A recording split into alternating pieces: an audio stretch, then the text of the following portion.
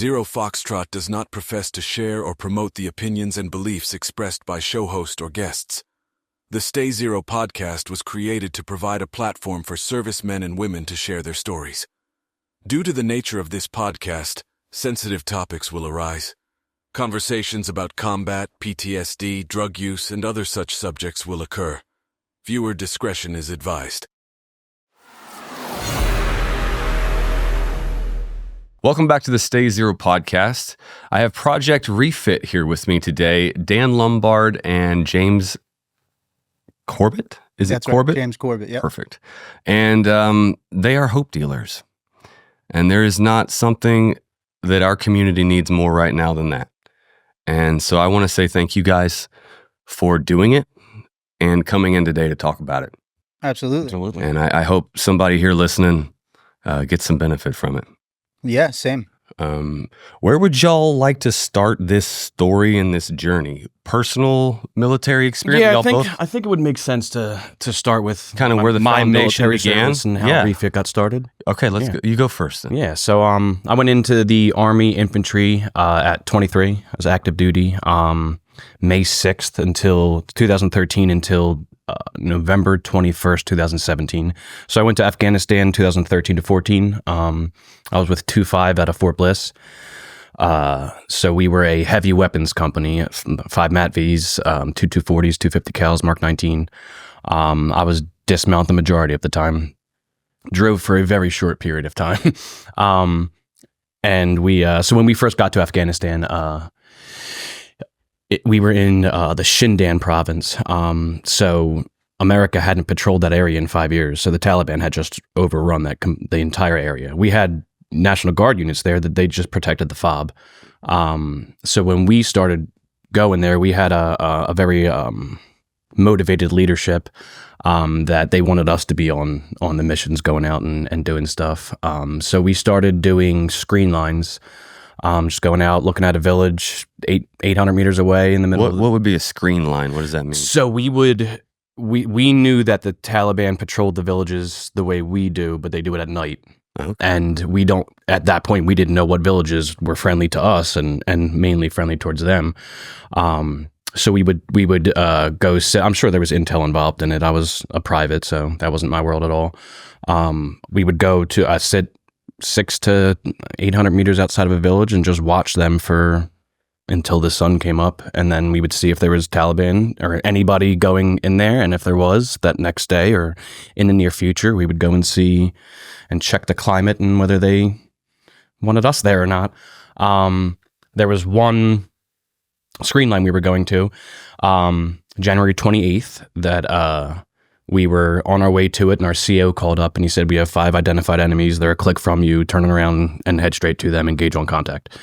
So we had the IR lights. It was nighttime, obviously. That's kind of an exciting order. It's like, we found them. They're there. Go kill them. Yes, and I'm 3 months I'm 3 months out of basic training. So I didn't go to NTC. What is NTC? NTC is the National Training Center. So for pre-deployment, you go there to qualify. Oh, so it's Fort Irwin. It's in California. Yeah. Okay. So before a deployment, the entire unit goes to NTC and they train as if the deployment's happening. You pass, fail, and then you may not be able to go on the deployment depending on what you failed, right? So I didn't get that training. And then we went to Afghanistan, and so we rolled up on the 5 dudes. You could see we had the DVE screen, so it's the IR camera, so they can't see our lights, we can see them. And you just see them turning around looking, because they can hear us hitting the irrigation mounds. And I was in the lead vehicle, which was the mounted 240. So they shot a RPG-7 right at the front of our vehicle, missed it by like 10 feet. Then we engaged immediately. I was the back right dismount. My gunner was he had went to shoot, and as soon as he shot the 240, completely jammed, round bent right in it. So that I had to throw him my M4. Our driver was a known not good soldier, right? Didn't take care of his weapon.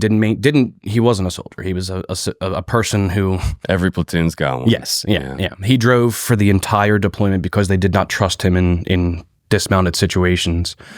So I had to take his gun. So once the initial firefight started from the mounted guns, we dismounted, and at this point we had PTIDs. So for those who don't know, PTIDs is a blimp with a bunch of cameras on it that can see far out. Our people were watching us the whole time, obviously. So we assaulted through. We got online and pushed through. So I had to use that dude's gun. So I got online and I was right next to my squad leader, and I saw the Taliban dude. He was rolling. He still had his gun in his hand, and I was like, "Do I shoot him?" He's like, "Fuck yeah, dude, go now." I was like, "Oh, pop, pop, jam." So the two or three hit, and then the last one jammed, and that gun wouldn't fire anymore. Luckily, that was the end of the entire firefight. That one. So after that happened, we got complete control over our area now. They saw that happen. They saw we executed the way we're supposed to. There was nothing sketchy happened at all. None of our guys got hurt. So we got command. So we just started doing actual missions, not screen lines, going into the Zerko Valley, which was their headquarters. One mission we rolled up, we did not know it was their headquarters at all. There was the Taliban, right? Yeah. So we had our five mat Vs, and we were in a wadi, and then the wadi broke up onto the level part of the ground. Wadi's a riverbed too. Yes, yeah. The wadi is the river without the water. It's just the locals use that as a highway, so we would too. So our guys. We had two vehicles in the wadi, one on the ramp and two up top. And there was one Taliban dude watching, but there was a 60 Taliban meeting, and it was our number one HVT was there. So that little guy just started shooting at us just because he saw us. And it was like an hour-long firefight. And I saw my direct leadership kind of crumble. And they were like battle-hardened men. Like Crumble in what way? Like as far as... managing the men, yes, or just the stress of the situation? Managing the men. It was so the vehicle he was at had gotten hit by an anti-personnel RPG, so it just messed the engine up. The vehicle wasn't on fire, exploding or anything, but they were behind it. But there was a shitload of people shooting at us, and there were no commands.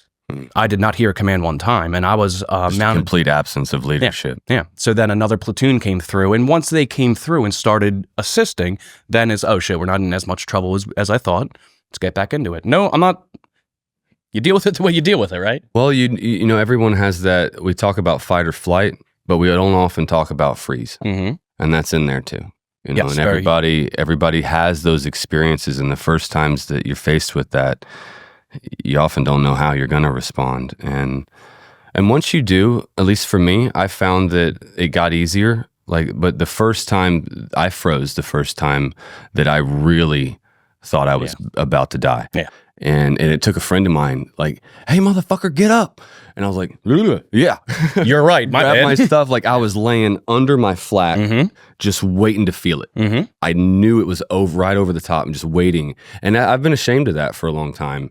And it's a real exact thing. Situation, the same exact thing. Yeah. That firefight I was just talking about, actually. Yeah, had a moment. There was two dudes. They were next to a tree, and I have bad eyes. Like I need to go get eye surgery in a couple months. I have double vision. I didn't have glasses then, and I very much needed them.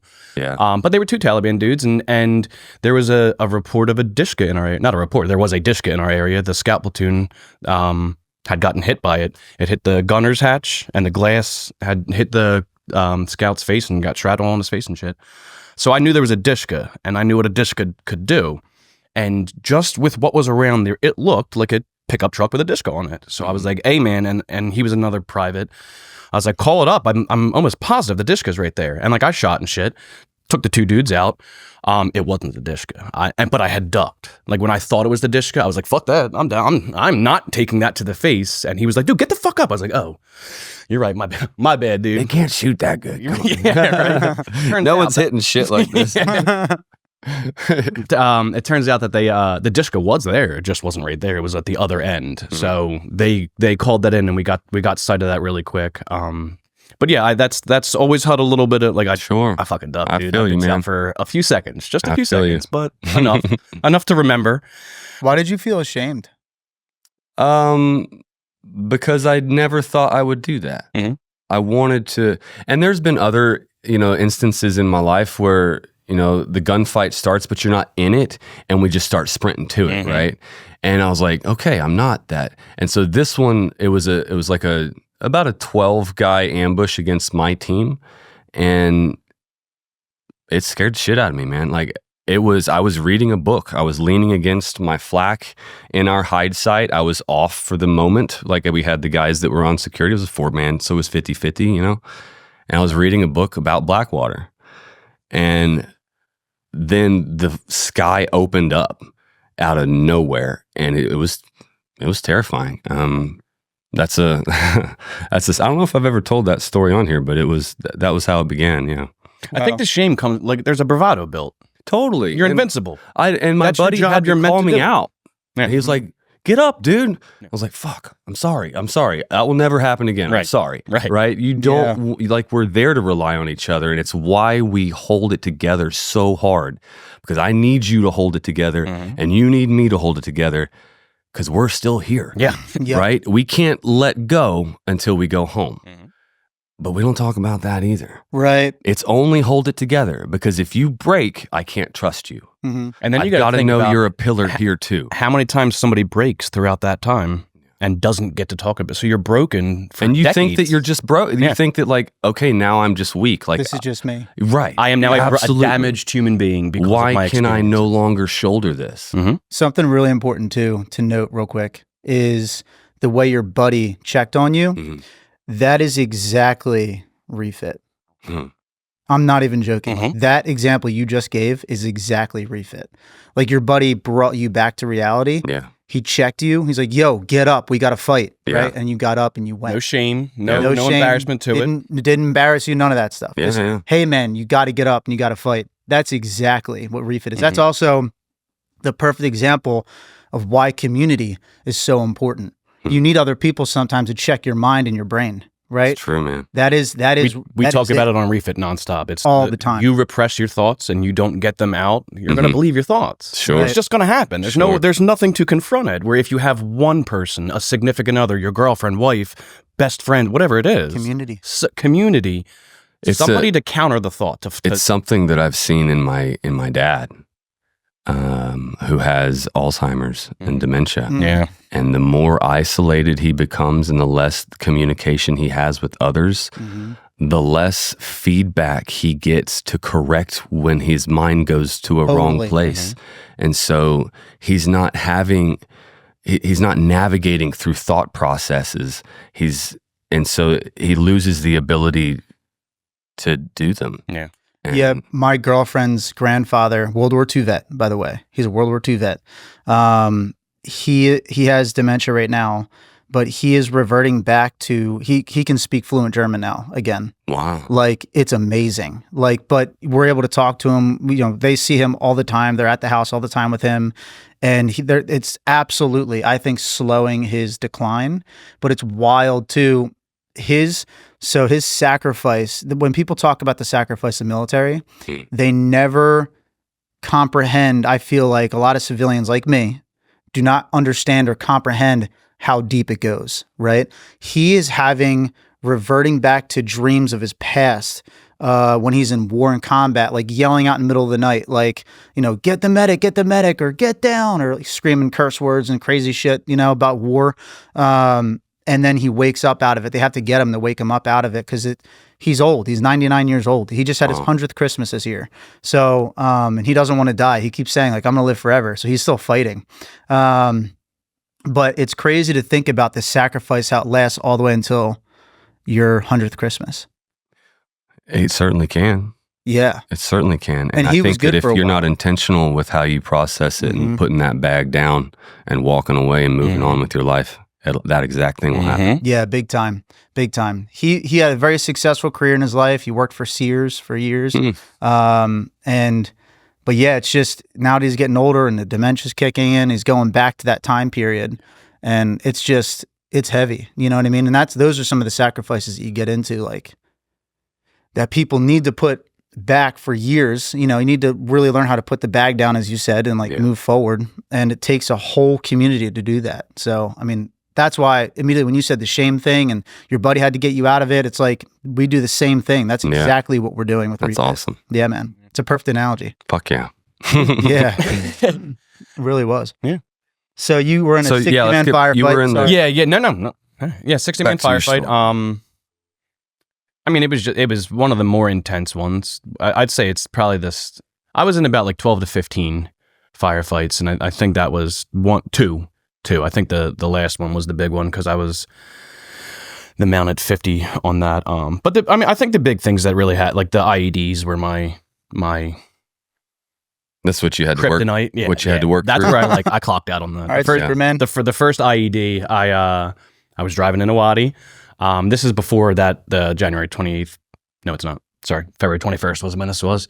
So we were driving in a Wadi. Wadi's a riverbed, no water. The locals use it as a highway, so there's dozens of tire tracks. We were the second vehicle in formation. I was driving the Mark 19 truck. I had just turned to talk to my lieutenant about how we were the only platoon. We were both talking about it, we were the only platoon who hadn't gotten struck by an IED yet. And it had just rained, so there was like 12, 15 puddles. Can't assume they're all bombs. One of them's going to be a bomb, but they're not all. And when I turned back, the lead vehicle had made its turn, so I didn't get to see which tire marks were its and which were Afghans. Picked the wrong tire marks. So it was a pressure plate, 200-pound IED, hit the back left tire, so it hit the fuel and oil lines immediately, which started a fire immediately. We had 620 40 mics in the truck, and then a 100-round Bell 7.62. So when the IED went off, I didn't combat lock my door, and when we left base, I didn't have my door combat locked. And for those who don't know, it's a foot long metal lever you do from the inside on all four doors. Nothing from the outside is getting in. I didn't do it, and the interpreter who sat behind me didn't do it. So when the IED went off, the gunner had launched onto the hood of the vehicle because the harness just broke because of the force of the IED. My door flew open, and the Terp's door flew open, so the force went right through those through the hatch in those two doors. When it went through the door, it ripped my helmet off, and I hit the DVE screen. So I blacked out for a minute. Somewhere in a minute, 45 seconds, who knows. And then I woke up and I was on fire I was in fire from like here down. So like, you know, when you forget something in your car and you like, go into the driver's side and like your knees are on the seat, that's the position I was in. And I would have to, like, one leg was in the fucking fire and one leg was less in the fire. So one leg was really hot. I was complete fight or flight. I was like a cat on fire, just running around. I wouldn't go out my door because there's open flame. It's just a lake of fire. And then the Wadi was like basically kind of probably even a little higher than what these walls are. So if it's an ambush, you got me. Like I'm done. I don't have a gun or anything. I couldn't go over the radio mount because it was too thick. So there was only like a foot space between the ceiling and the radio mount. And I had my whole kit on and I wasn't thinking, just pull it.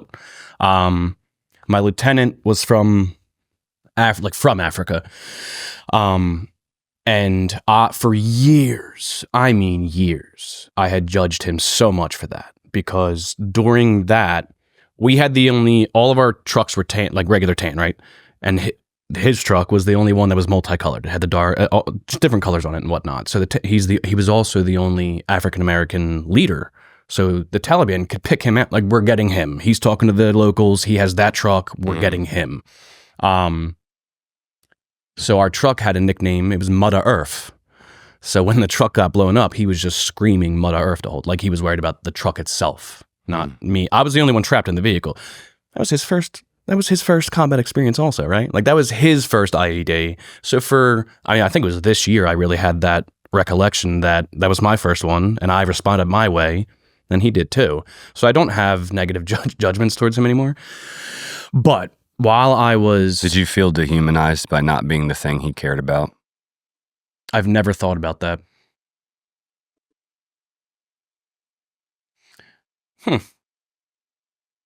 Dehumanized. Maybe. Not cared about, definitely. Yeah, definitely. With all the training we've done, with all the experiences and shit, my first thought would be, oh, fuck, who's in the truck still? Not 100%. the truck. Should have truck been. replaceable. Yeah. We can paint a different one. So the guy behind Farlow, I could not understand how to get out of the truck. It was somebody had to get me out of the truck in my mind, right? Like I'm trapped, I'm done, this sucks. So once I tried to get out there, or I looked there and didn't go. I tried to get out here, and once like that kind of started happening, and I'm actively in fire, the 7.62 started cooking off too. So I believed I was dead. Like I'm done. I cannot make it out of this. There's bullets firing off next to me. There's a fire to my left. So in my mind, I died. Like I had the whole flash memories flashing and shit. Mm-hmm. This was all right when I woke up from the being blacked out from the IED. I had the ringing in the ears, obviously. That's common sense. Everything was slow motion. Like I could pick specks out of the air. And then I had just extremely positive emotions flow through me. Positive ones. Yeah. Yeah. It was all good memories. It was all very good in that. And I believe that was my brain either like, hey, let's dull down the negative so you can kind of come back, or here's your memories. Here's the good ones. Bye. I genuinely just believed I was just dying. And then Farlow was like, dude, get the fuck out. And he's like, take your kit off. And I was like, oh shit, that's how I get out. And I didn't even I was 120 pounds soaking wet. I didn't even pull the cord. I just lifted it up. And then Bravo, who was the gunner, who for our logo, he's actually the guy standing up with he has the saw in his hand. We'll get into that. It's yeah. Cool. So he had blacked out on the hood for the entire time that was happening. But when I was burning alive in blood-curdling screams. I remember like screaming to my lieutenant and Farlow, I'm on fire. I need to get the fuck out. And they're like, yeah. I would picture somebody fucking burning alive, like those screams.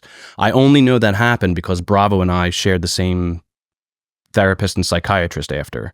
And to dull some of my survivor's guilt and a lot of the shit that I took blame for Bravo, they let me know that. And that kind of evened things out a bit. So blood curdling screams, Bravo wakes up. I finally get out of the Mat V and end up in this like little ditch. Bravo, I have no kit, no helmet, no weapon. Bravo jumps on top of me, has an M9, and he's scanning the wadi above us just in case it actually was a ambush. And thankfully, it was not. It was, but it wasn't for us. It was for the Afghan army. The A&A compound that was a clique down the road that we were cool with, and they massacred them and stole everything because they knew we couldn't go help them at all. So that sucks because they were genuinely like some cool dudes. So then we're supposed to like in formation go to the lead vehicle 75 meter, and I'm just fucking hauling ass. Damn, fuck you all. I need to get into something safe, right? Like I need a bubble of security really quick. What condition was your uniform in? I had tears all right here.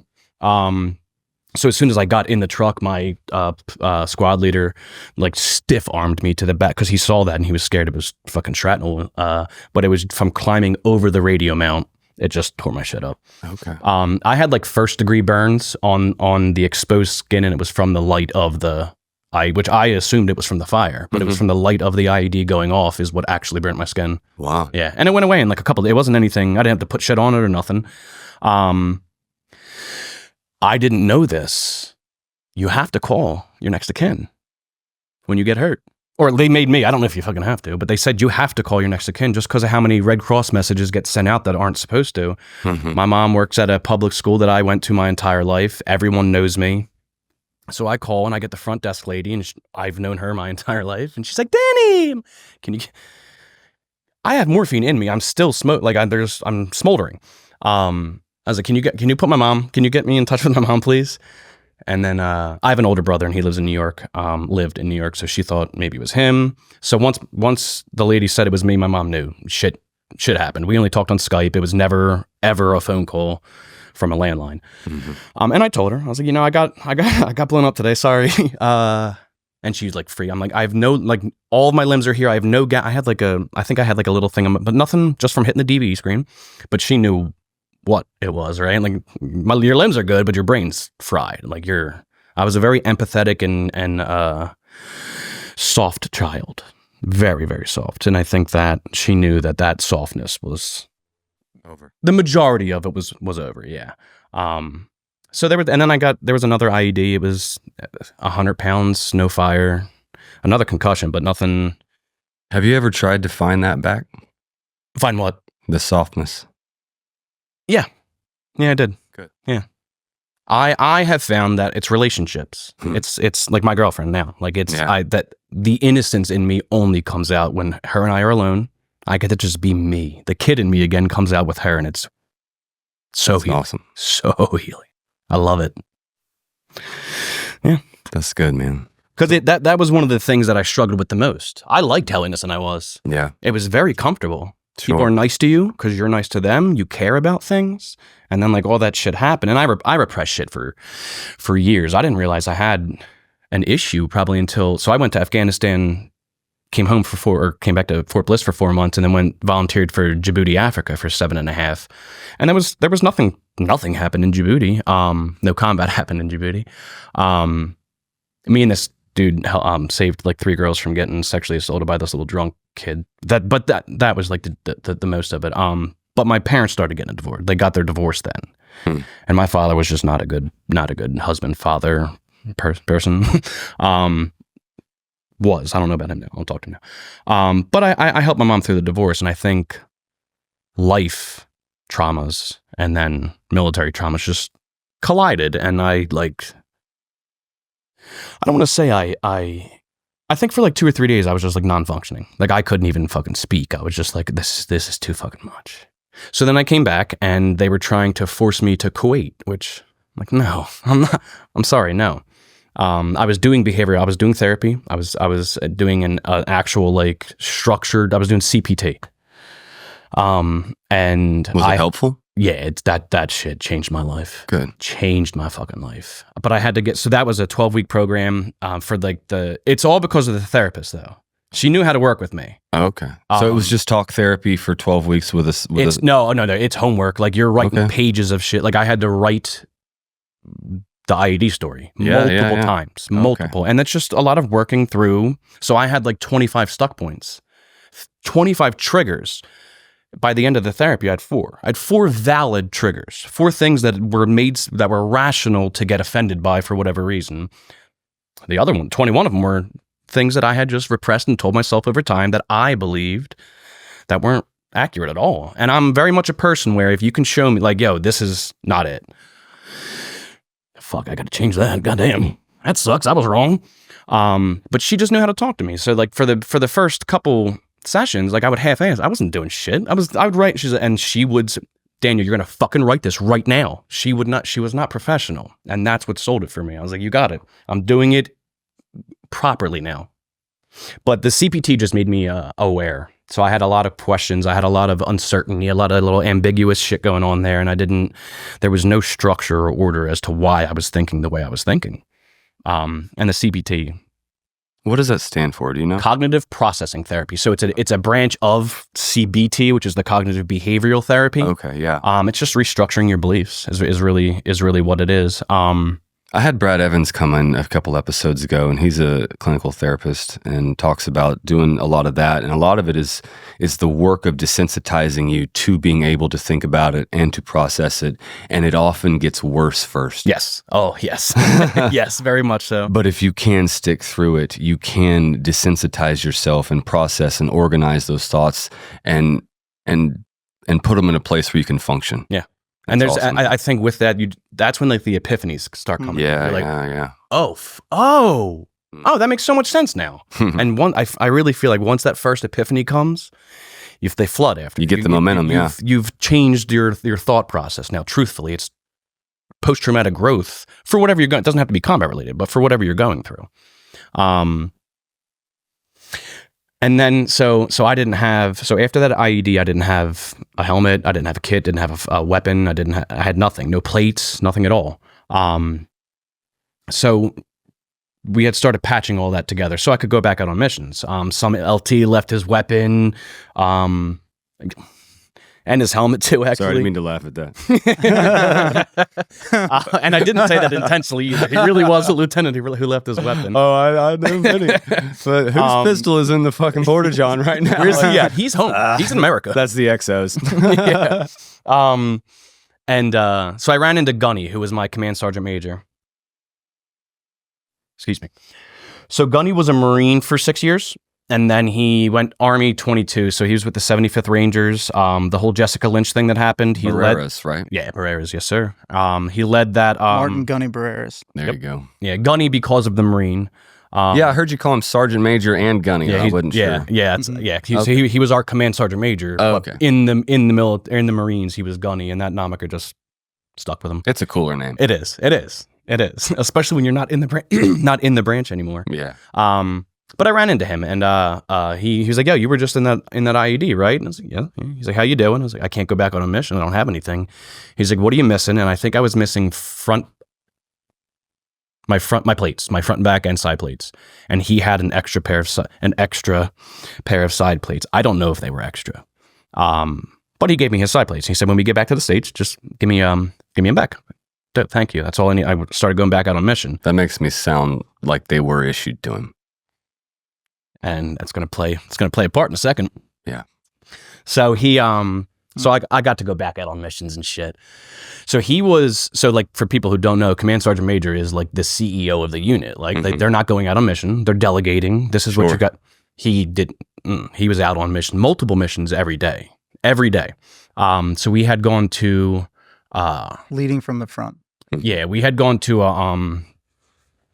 it was out of our AO, but the ANA needed us to help them. They needed us for QRF, so we went and QRF'd them. So we were about a click away from the actual tick. So we weren't getting involved unless the ANA called us. So they called us, and I forget what platoon it was. The numbers don't mean shit to me anymore. But one of the platoons went, and it was a private getting on into the back dismount seat, and Gunny was like, "Nah, man, this one's mine." And he went, and then they were getting shot everywhere except from where we were, like the direction we were. So it was insane. So the 50 cal, the mounted 50 cal was running low. It was actually a dude I went to basic training with too. He was the only other dude from basic that went to combat from my basic. So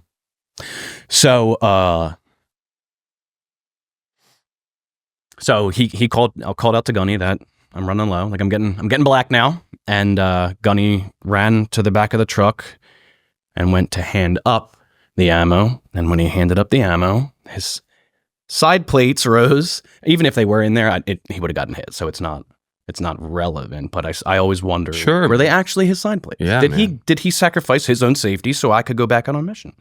Which so is it went a beautiful thing. It is. And so it went in and went out. I say luckily, but luckily we had a... He got shot, just to make it... No. I'm saying an A&A dude got shot right before it, so we already had a medevac on the way. Oh. So that's like the lucky part. Like, sucks that he got shot, but we were good there. So the medic got him stabilized immediately, threw him to Germany, flew him to San Antonio, and then just like in the middle of so he got shot on May 5th and then passed away on May 13th. So in the middle of the night, the graft that was on his artery, just his body rejected, and he bled to death. But he was that's how he wanted to go. Like, that's what we all tell ourselves. We all believe it. Me and one of the other guys went to go see Mo to go see, which he was a guy, and he was actually there. He watched during it the happen. firefight. Yeah, he watched Gunny get hit. So Mo and I went to go see one of Gunny's units that he was a platoon sergeant for before all the crazy shit. Like, they were Rangers who have never deployed. They all had gotten out before anything happened. So it was just a nice. They even said, they were like, no, he was a warrior. Like, he didn't want to retire. He didn't want to go home and sit in a chair. He wanted the war. He wanted to do war. But that fucked me up for a very, very, very long time because I had a misplaced sense of fatherhood in him because my father was absent. I had maybe 5 to 6 interactions with Gunny. Nothing extended, like nothing to make those feelings and emotions valid, right? Like, it was a strong male figure who showed he cared about me, and I was like, that's dad, fuck yes. In the absence of one, it's often underestimated how much so little can do. Crumbs. Absolutely. Crumbs. I need crumbs in life now. Yeah. Like, not need. I can take crumbs in life now and be content. Totally. Yeah. Totally. So just for it took a lot of years. I think it wasn't until like last year, the year before. I think my mom said it to me. She was like, did you see him? Like, she just started asking questions about it. And I was like, oh, fuck. No. Like, no. I didn't have the relationship that Mo had with Gunny or that Bravo had with Gunny, where they had personal conversations and stories because he rode in those trucks with them. Just by chance, he never rode in my vehicle. Doesn't take away from him at all, obviously. He was the best leader I've had my entire life. He's still a father type figure, but I had put, he's fucking my father. So with that passing, it just hurt a billion times more. My second dad's dead now. I lost 2. Shit. My first dad's not dead, by the way. Metaphorically. Yeah, metaphorically. In the heart, right? But yeah, so that took a lot out of me for a while. I don't think I've realized, I think it took me a while to realize how much brainwashing actually happened. I don't want to say brainwashing, but it is. Just the things the stigmas come from, right? That's just what we're taught. What do you mean? What's the context there? I'm trying to word it properly. Sure. And then this one might just run away, in all honesty. The training, the integration. Do you mean from the military? Yeah, or, yeah. As far as your role and your job in it? And how we talked about it earlier, how like I need to know you're good unless I am. Just that, not even the lifestyle. I'll take the brainwashing out of that. The lifestyle of the military makes it hard to process things. Because you experience real community. And true communication. I mean, you meet people you've never known your entire life, and you're telling them shit you've never told anybody who you know personally. That's a rare. It's weird. I know. When I first started podcasting, I wanted to call it Firewatch because that's what the hell you did. Yep. Yep. You sit there and you stare into an abyss and you scan. You're like, so your girlfriend cheated last week. Yep. Huh? That sucks. You know, like, yep. What's going? Where are you from? You do it all night long. Yeah. And yeah, it's kind of, it's what I miss. Yeah. And I think that was really the innocence just jumped back to me for a second. Holidays didn't mean shit anymore. They not like to this day, my birthday, they don't mean anything. It's a day. It's a day. I get the point. That point is not for me anymore. You know what I mean? I've experienced a life where those holidays mean fuck all. And now they just, for the most part. So my girlfriend caught wind of this. My girlfriend caught wind of this mentality. And she was like, that ain't going to be it. I was like, what? She's like, I want you to like holidays again. I want you to enjoy Christmas. I want you to look forward to your birthday. And I was like, the innocence. She wants that back, that level for me, not, So like this Christmas, I purposely, and I have a crazy family life.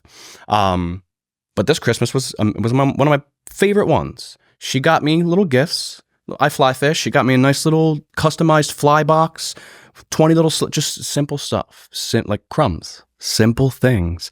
When things were getting crazy, she's right there she knows how to deal with my shit. And I think with somebody with a lot of things, right? Like there's a lot going on in my life and everybody else's who has something like this, right? The biggest fear is you're going to leave.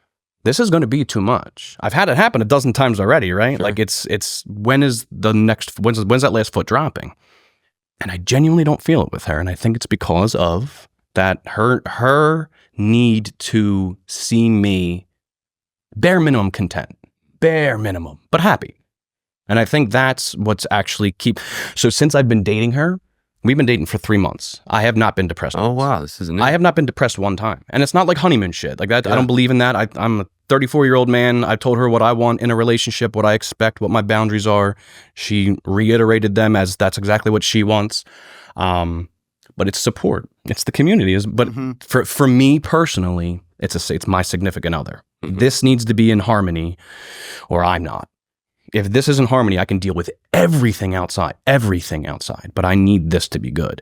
And yeah, I think that's really one of the main things that's kept me afloat for as long as I have been. Is it's one of the greatest utilities of a marriage or a partnership like that is you have this home base between the two of you where you can come together outside of the chaos of the world and find peace among each other and support each other through it and help each other plan it, how to navigate it. And it's what it's for. It's what it's all about. There's something really powerful about that too. Throughout history, like stories that are given, that have been, I call them actually the same thing, like the crumbs of history. Like the men before us and women before us have given us so much to look at if we actually look. And one of the stories that I love is from Gaelic lore. It's Cullen. So Cuchulainn, he's actually a warrior, a Gaelic warrior. And he would turn into like a wolf during battle, but after battle, he wouldn't be able to come down unless it was a touch of a woman.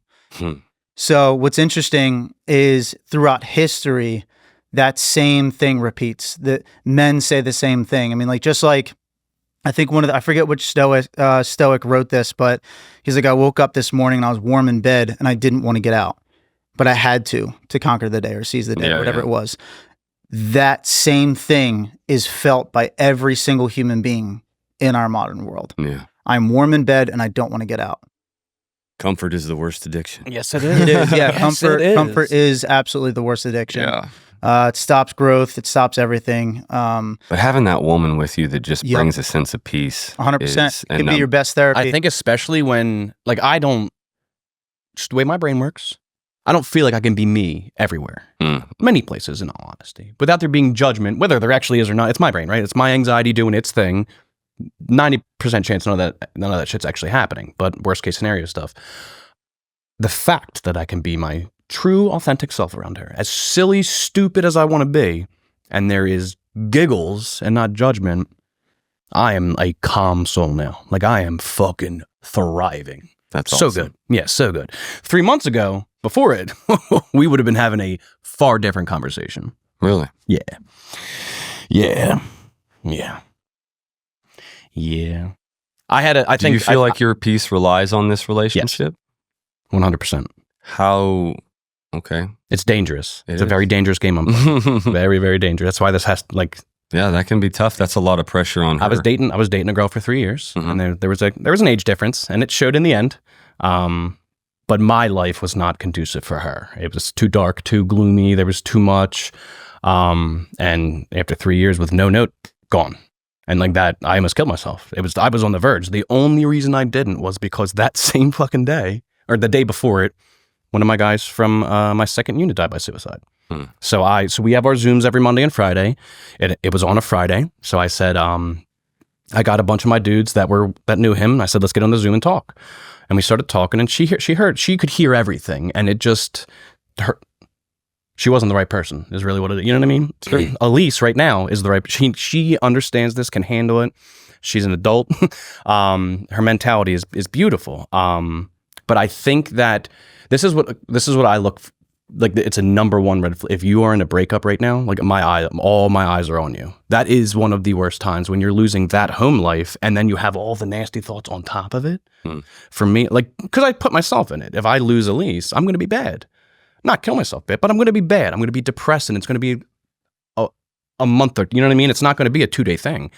But I think that the ending of relationships is one of the larger influencers in dying by suicide is having that actual, whether it was a good relationship or not, that the change of a relationship. It's vulnerable. It's a huge life change, right? You go from a partnership of 3 years, that's big.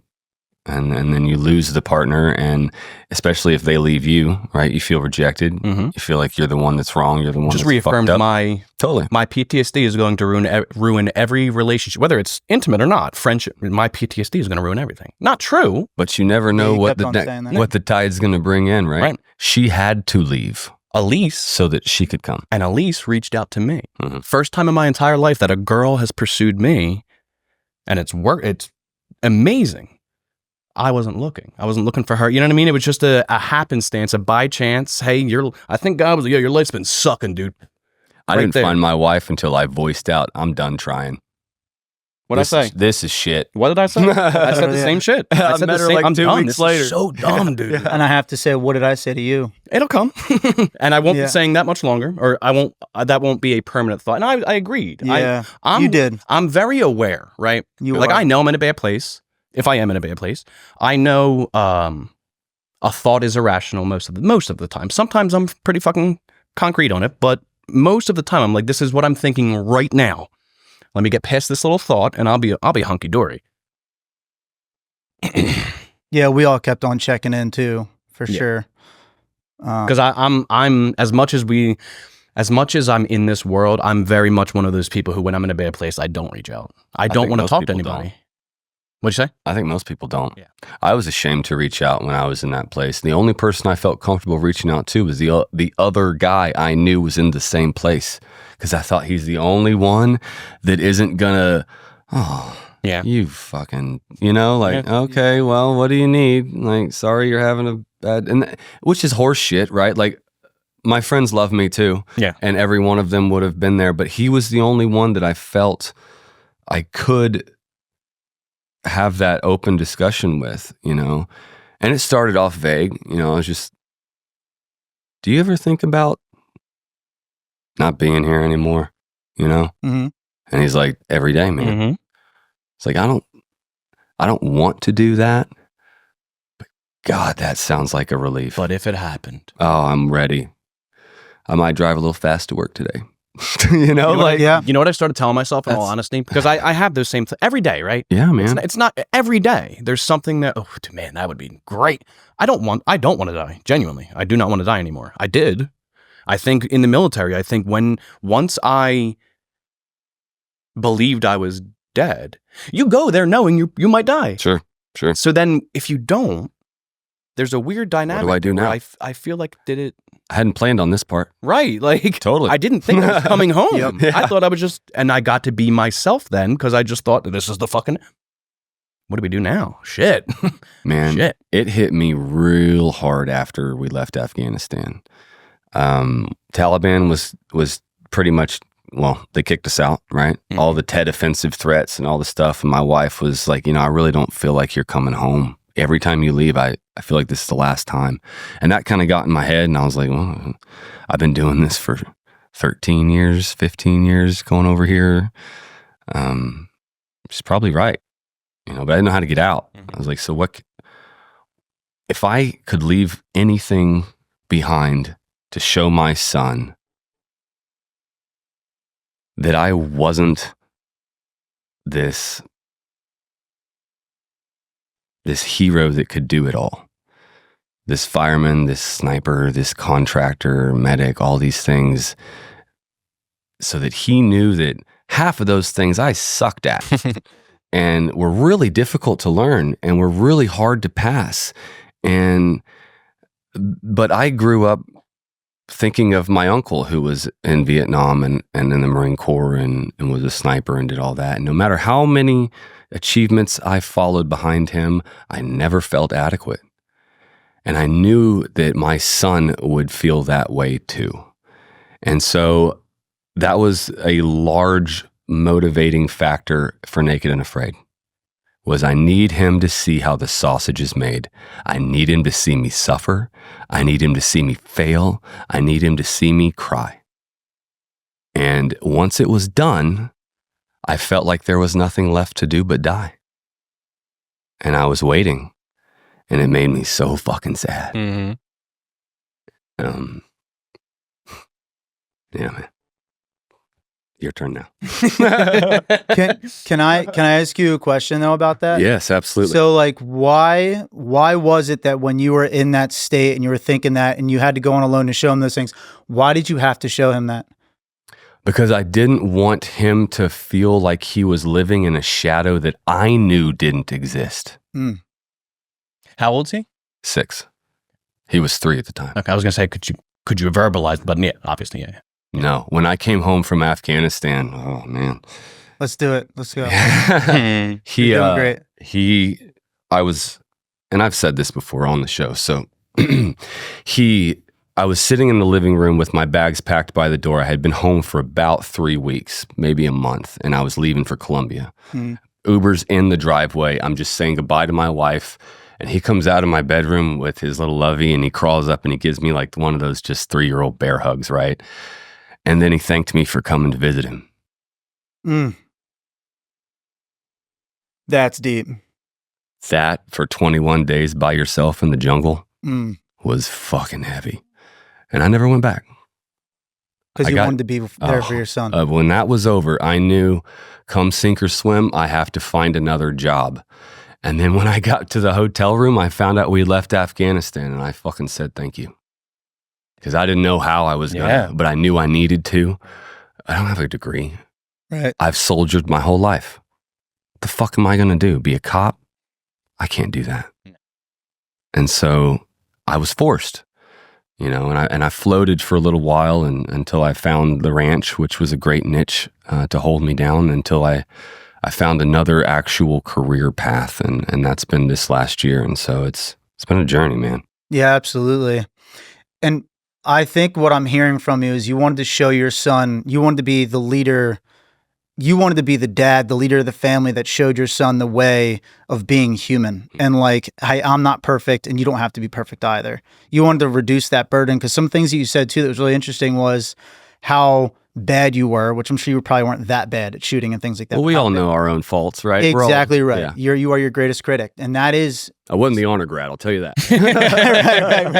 right. Well, you're humble about it too. And it's almost like you wanted to show this, but the thing that I'm thinking about is when you say all those things, were you planning to like end it, like genuinely, like in that moment before you went on alone? Like, were you planning like ending it? No. You wanted to leave like a legacy for him to look at? I wasn't planning, like to my life? Yeah. No, I just felt like it was inevitable.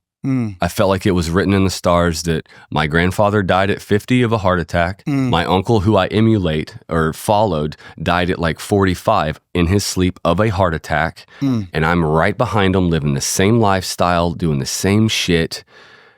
This is my legacy, right? Yep, there it is. So what can I do that might be different for him so he doesn't do what I did? Because no one talks shit about the dead guy. No one's going to tell him your dead dad sucked at CQB. Right. And he had to pull the SEALs aside every night to be like, dude, where's your head at? Because I can monkey see, monkey do behind you in this house all day long until it's my turn to be the one man and they rearrange the house. And I'm going to look like a fucking fool because I'm not cognitively, competently absorbing this. So I don't want to follow you. I want to understand you. And Key difference. no one's going to tell him that. Right. And so I had to figure out how. And Naked and Afraid was an adventure. Right? Sure. I've always enjoyed those sorts of challenges. I've always wondered if I went down in a plane in the middle of the Andes, right? Could I? I don't know. You know, Castaway. Fucking love that movie. If that happened to me, how long am I last? could I? You know? And what safer way with a medic team there, right? Yep. To not help you and not interfere, but to be there. And I was like, this is fucking cool. I do not want to be naked on TV. That's fucking weird. But, you know, who gives a shit, right? And so, no, I hadn't planned it, and I never did. I only felt it the inevitability of it. And The pressure of life my life is coming to an end soon. yes, like I don't have any goals past this. I don't Live have past. any vision past this. I don't see myself in the world past this. And so what do I do for the one person I know really needs me? And that was what I did. And then it all hit me when we came out. And luckily, a friend of mine dropped a retreat in my lap that saved my life, you know. But That's really cool. yeah, man. Yeah, it was- I was hearing something like behind all those words. It's making sense now. Like the way you share the story, you weren't expecting to be living past a certain point. That totally makes sense. yeah. Yeah. Wow. That is really deep. But you also still wanted to give back to your son in some way. Oh, I felt terrible for him. Felt so terrible. I mean, I didn't have my biological dad in my life. I had a stepfather, and he did he did right by me. I can't complain. He did more than he needed to, but It's a good man. a step parent is like 100 times more likelihood to bring abuse into the home than anything else. Right.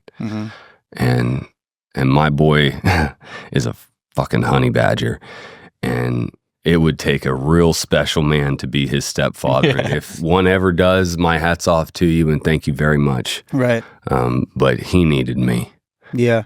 And so luckily I'm still here. Yeah, same. I'm glad you're still here too, man. That's really cool. I think it's that's a rare thing to happen where you've caught a cycle and you're like, we're going to break that cycle right now. Like, I need to ensure this cycle does not continue at all, because then your son, then his son, it'll just keep going. It's something my mom talked to me about that I hadn't ever thought about, but I'm immensely grateful to her.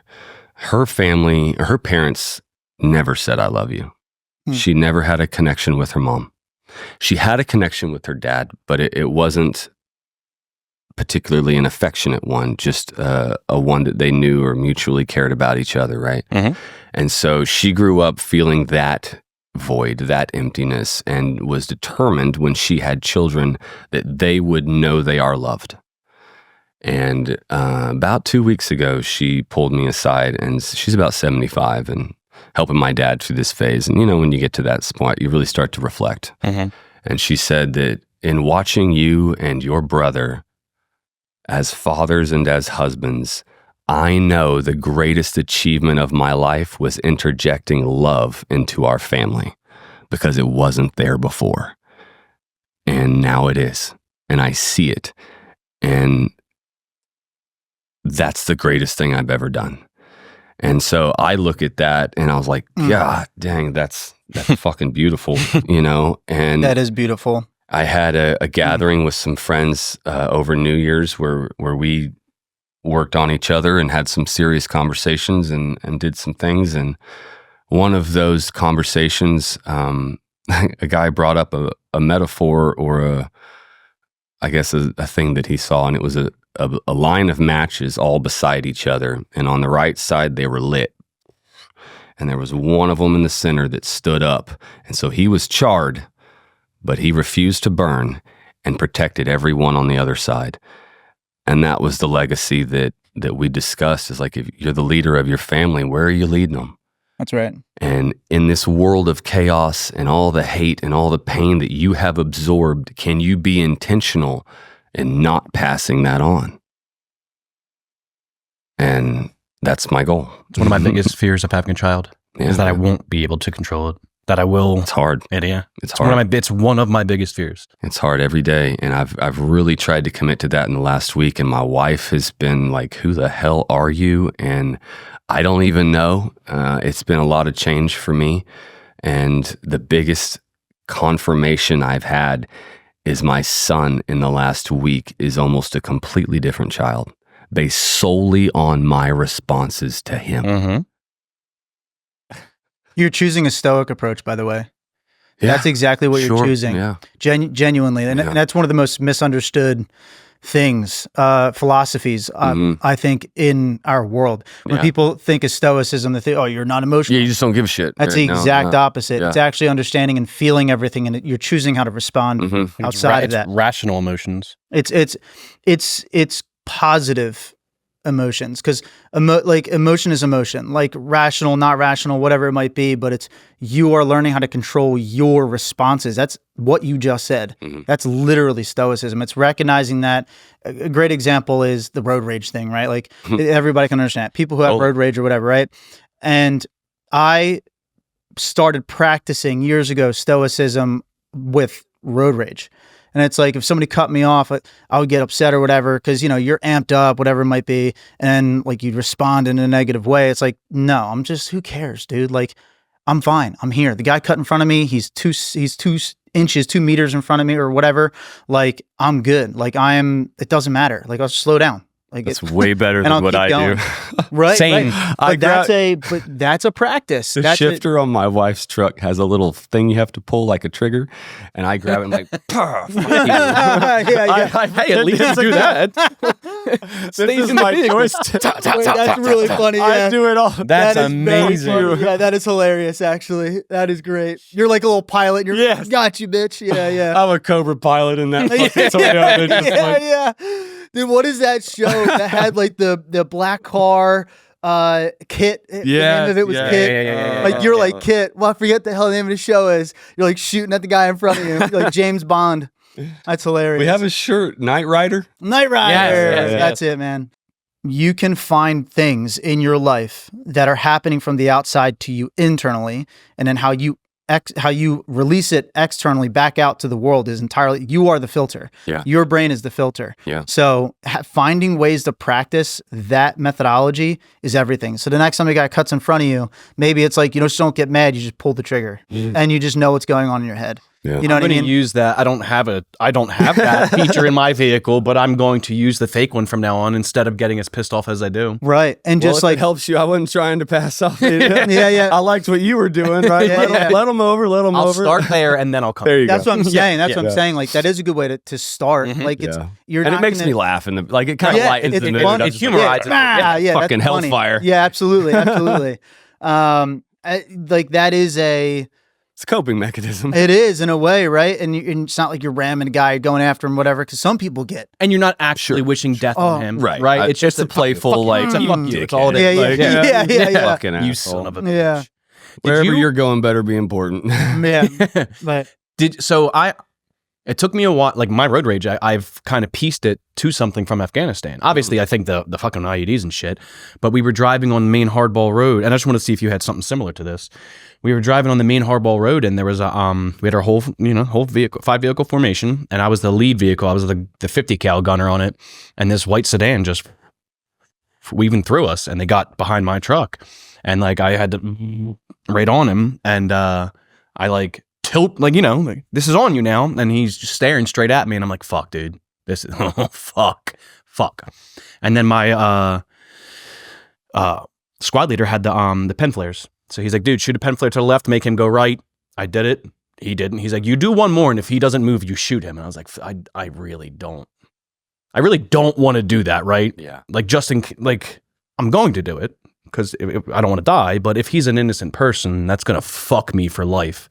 And I fired the second pin flare, and he just like slow got out of the way. But now if there is somebody behind me, dude, so bad. I don't like driving with people in the vehicle with me, because that was the first IED I was driving. So I just take responsibility. If I get into a car accident, it is whether it is or isn't, it's my fault. You came in my car, trusted me. I fucked up somewhere. Not rational, but that's a belief that I have.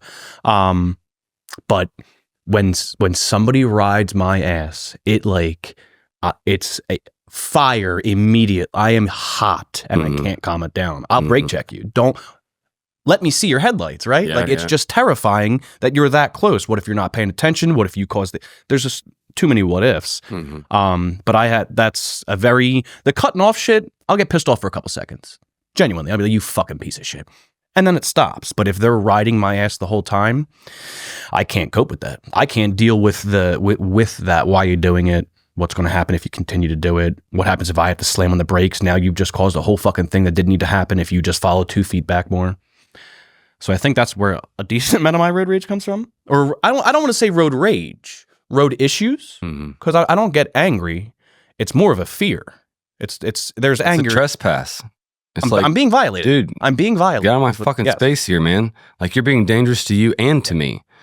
And I can't focus on the road. It's like, what do you need? Why can I not even see your grill? Like, my worst road rage incident ever was something similar to that. I actually got out of my truck in the middle of the road and screamed at a dude, knowing I had a gun in my car, and I was like, okay, draw the line there. Like, normally being armed keeps me calm, because I know, like, I don't. It's a responsibility. Absolutely, right? If I'm even perceived as the aggressor, I'm fucked, right? And I was getting off of the highway and merging onto the side, and I had to get all the way over to turn right, and I had like 50 meters to get on that road, and there was just constant. I'm like, just slow creeping, and this guy comes up behind me, and he just lays on the horn. And I'm like, I've got my blinker, and I'm like, dude. And then he taps my fucking trailer hitch. And I went, hell no. and I've got my son in the back, I've got my wife in the car, and I fucking lost it. And like at a level that my wife has never seen. And I threw it into park and slew out of my truck and was at a 15 screaming. And then like kind of realized I'm on the side of the highway here. I need to get the fuck out of the way. We're all gonna get and so I got back in, and I actually bought cameras front and rear for my truck and looked for that vehicle for about a month. I was hot, dude. Hitting my truck. Yeah, that's insane. Made me super with the mad. blinker on. It's not like I'm just being an asshole right, like in the middle lane. I'm trying to get over. Yeah, You man. can see like the light at the end of that access had turned green, and so there was nowhere for me to go. Yeah, man. Like, why are you honking, man? Yeah. And then dude, I feel you, man. That guy is an asshole. That's like big time asshole. I thought, like, you honk all you want, man. Right. You just hit my truck. Right. You've crossed the line now. That's right. You are the aggressor. Like you and did your it. family was in the car too. Mm-hmm. And you are. Do you just, think you would have gotten as mad if it was just you in the car? I don't know. I almost feel like I do think if it was just me in the car, I might not have been in control as much as I, like that could have been worse, maybe, because I certainly didn't want my son to see that. That, and we're in Texas. I'm not stupid. That motherfucker probably had a gun too. Right, like, I don't need to start a gunfight on the highway. Right. I was ready to throw some blows though, right? I'm gonna let you know I you're was dick. fucking ready to do it, but yeah. Road rage is hard, man. It's one of the key things that we have to do in interaction, particularly in big cities like this, where we have to interact with each other, but in a completely impersonal way. Mm-hmm. It's just like social media. yeah. It's okay to be an asshole because it's anonymous. Yeah. So fuck you, get out of my way. I got somewhere to be. Yeah. Literally. It's hard. It's also when you're driving that fast, your body inherently knows it's in danger. Mm-hmm. So you're already getting Stress amped. levels. Mhm. Yeah, you're already amped up a little bit, which is There's a why risk. that's why it's such a great place. It sounds crazy to say, but like that is a great place to practice how you respond to other Exposure things. therapy. It's Yeah. literally exposure therapy, honestly. Like it's the place I'd say tell every single dude that I talk to, like that is a spot where you get to decide That's who cool. you're going to be in the future. That's a great idea. You know, like that, because it's not even close to the combat adrenaline and things like, not even close, but here at home, it is, right? Like it's probably the closest thing you're going to get to life and death situation, especially guys who are riding motorcycles and stuff like that too. Like Yeah.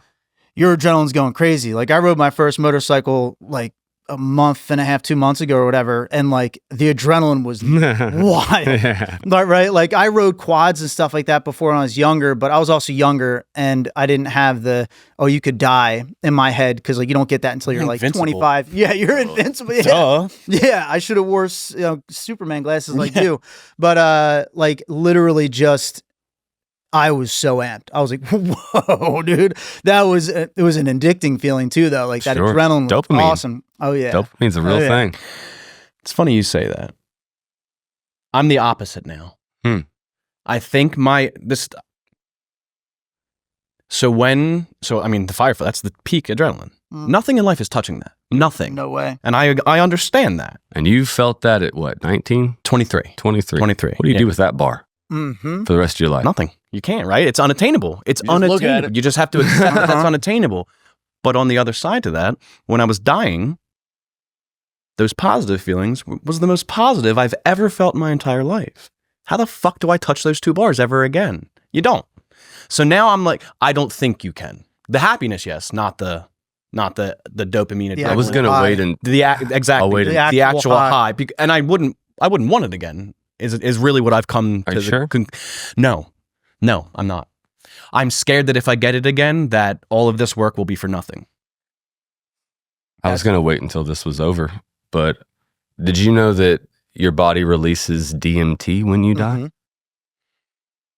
Mhm. Those feelings was DMT. Oh, so it's almost guaranteed to come back.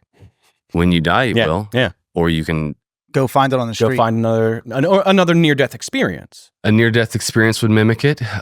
Certain types of yoga and breathing will cause your pineal gland to release DMT, or you can psychedelic retreat. It's a psychedelic compound. Yep. Ayahuasca is DMT, and that is the exact feeling that people have. Overwhelming happiness, love, euphoria, connection, vision, and something told you to take your shit off and get the fuck out. And that is called the God molecule for a reason. 100%. I was going to wait till this was over to say that, but I love it's something for you to do some research on. I've looked into like the psychedelic retreats, but that's to me is going to be like a last case resort. The yoga, I wouldn't be too. You can do it with that too. Yeah. It's the same compound. It's just what's in you, or you either bring it in or you have it. It's all there. It's in you right now. Every time you take a piss, DMT comes out. It's in every living thing on this planet. Because that's always been one of my like. It's not addictive at all. Oh no! That Okay. Yeah. I know that. I'm going back to the thoughts. That is an everyday thought. That every day, every single day. It's things. I don't even get excited anymore about things. You know what I mean? I've almost drowned twice in my life. Damn. And it was very scary. And I didn't feel a peace. I felt a terror. Right. And so the first time that I did DMT, I was taken straight back to being 8 years old under the water, and it terrified me. And I didn't understand why, but you can hear it when I describe it in the podcast that I've talked about it. I felt like I was drowning is exactly what I said. I felt like I was drowning. And it was last week that I put together why the fuck I felt that way. Because that's the only other time in my life I have felt DMT. Oh, shit. And it took me absorbing that and processing that to get over the fear of it. Yeah.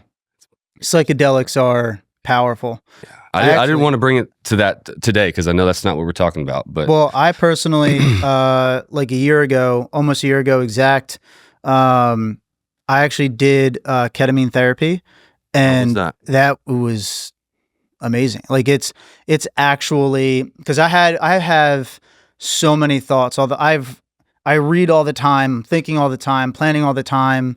And it's hard to organize them appropriately. And I've seen throughout history some of the greatest entrepreneurs of all time and business leaders and warriors and others who like took the chances to do those kind of things, like any kind of psychedelic journey. But I didn't want to do anything like that in my past because I was afraid I was going to get addicted or anything like that. But then I was like, all right, but if I do it in a medical way, in a meditative way, and I have like a nurse that's coming in and checking my blood pressure, things like that. And I know in my mind, I'm ready for this. I wanted to deep dive. One, I wanted to unlock some things inside my own mind, but I wanted to organize things too, to see what am I actually learning about? What am I actually doing here? Because my calling to doing Refit was so profound. No joke. It came from an argument with a Columbia professor. And I ended up dropping out of Columbia to start all of this. And I contacted Dan and everything. And I wanted to understand why, right? I knew that deep down because one of the things that called me I always wanted to join the military and I couldn't because I don't have a muscle in my adductor tore away from wrestling and fighting. So I don't have a muscle in my inner thigh. So I couldn't run for more than like a mile without excruciating back pain. The most I ever did was 3 miles. And then like I was on the ground and I couldn't move for 2 hours. I was literally on the ground on the sidewalk, not being able to move. And then I started like crawling a little bit and then I was able to get home eventually. But, like I couldn't do it. And it broke me for years. And that was something I never shared with anybody until recently. Like I was writing to Navy SEALs when I was 6 years old. I was writing to Navy SEAL recruiters. They probably loved like, oh, who's this little dumbass? You know, who's going to come in here. Not saying, by the way, I'm not saying that I would have been a Navy SEAL if I joined. I don't know. Yeah, it's a very difficult thing, right? Yeah. So, but I always wanted to be in the military. But the dream was general. there. Right. Yeah. And I couldn't do it. Physically, I could not do it. Messed me up for years. So, and I also wanted to learn more about community, the importance of it. You know, I deep dove into what's going on with America, society, modern day, things like that, right? And when I did ketamine, it literally all came to me that it's going to sound crazy, but I'm so grateful I did the inner journey because I had my eyes shut the whole time. I love meditating. I love Love meditating. When I get myself into that calm space, I just had to meditate the other day on the plane. The other day, such a bad ride. Yesterday. That was crazy. That was yesterday. It was crazy. But anyway, I noticed that one of the things that was being stomped out was the voice of the male, like the fire that we can breathe, and like how important it is that we do have a big voice and how we use it and how we focus it. And inside of my mind's eye, I was able to see there was blue and then there was red underneath. And it was just like cool, like yin yang, right? That ended up literally, I saw in my mind. And I recognize that the cool is you have to have a good balance between what is cool and hot.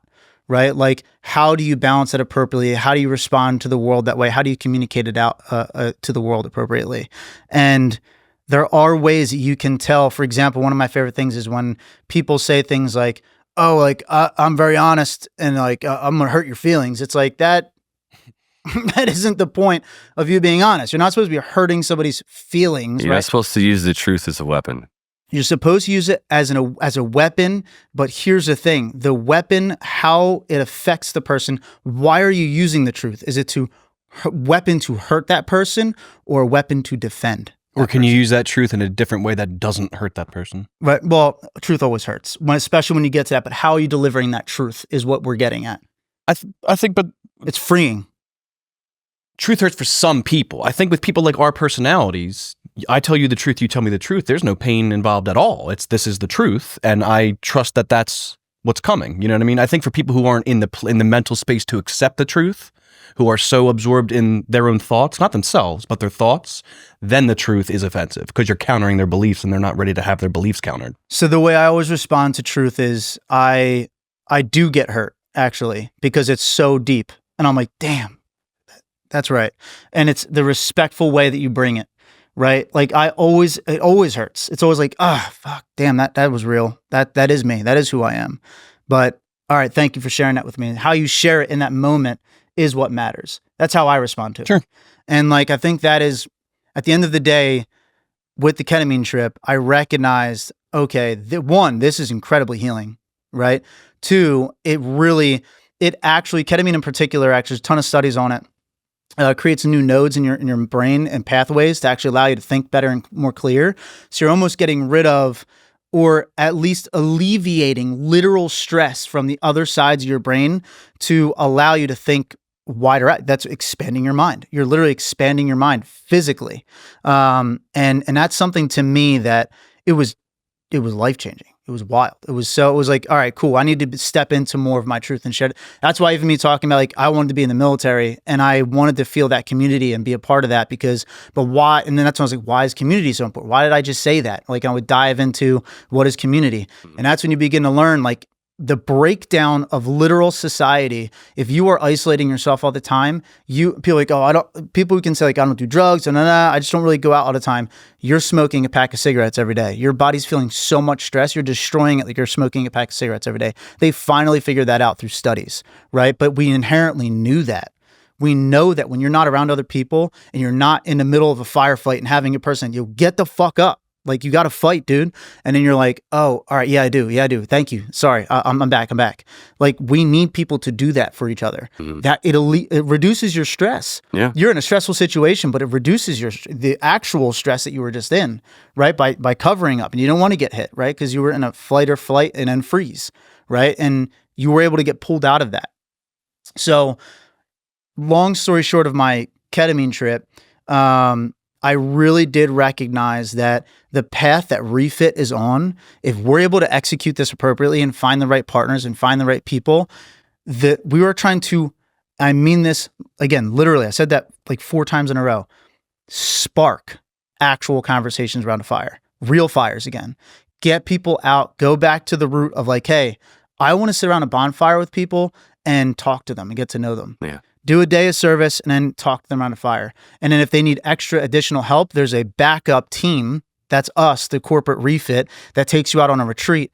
And then we're going to get in deep and we're going to tell truths. And we're going to make sure that you have your opportunity, your life to finally come home. And what I mean by that, you said it and you said it.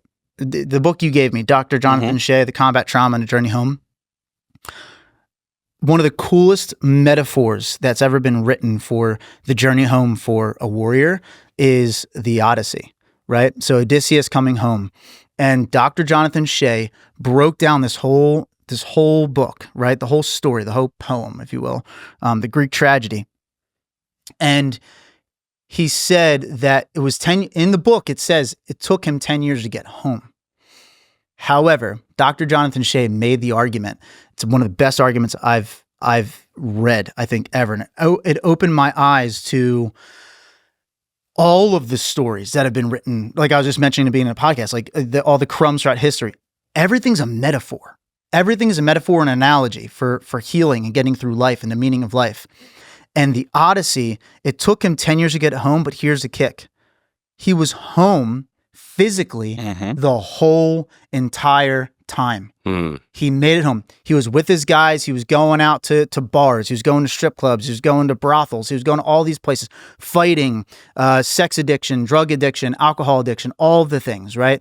And killing people. And like one of my favorite ones is when he was trapped in the cave with the Cyclops, right? And then he used lying to get out of that and to eventually kill the Cyclops, right?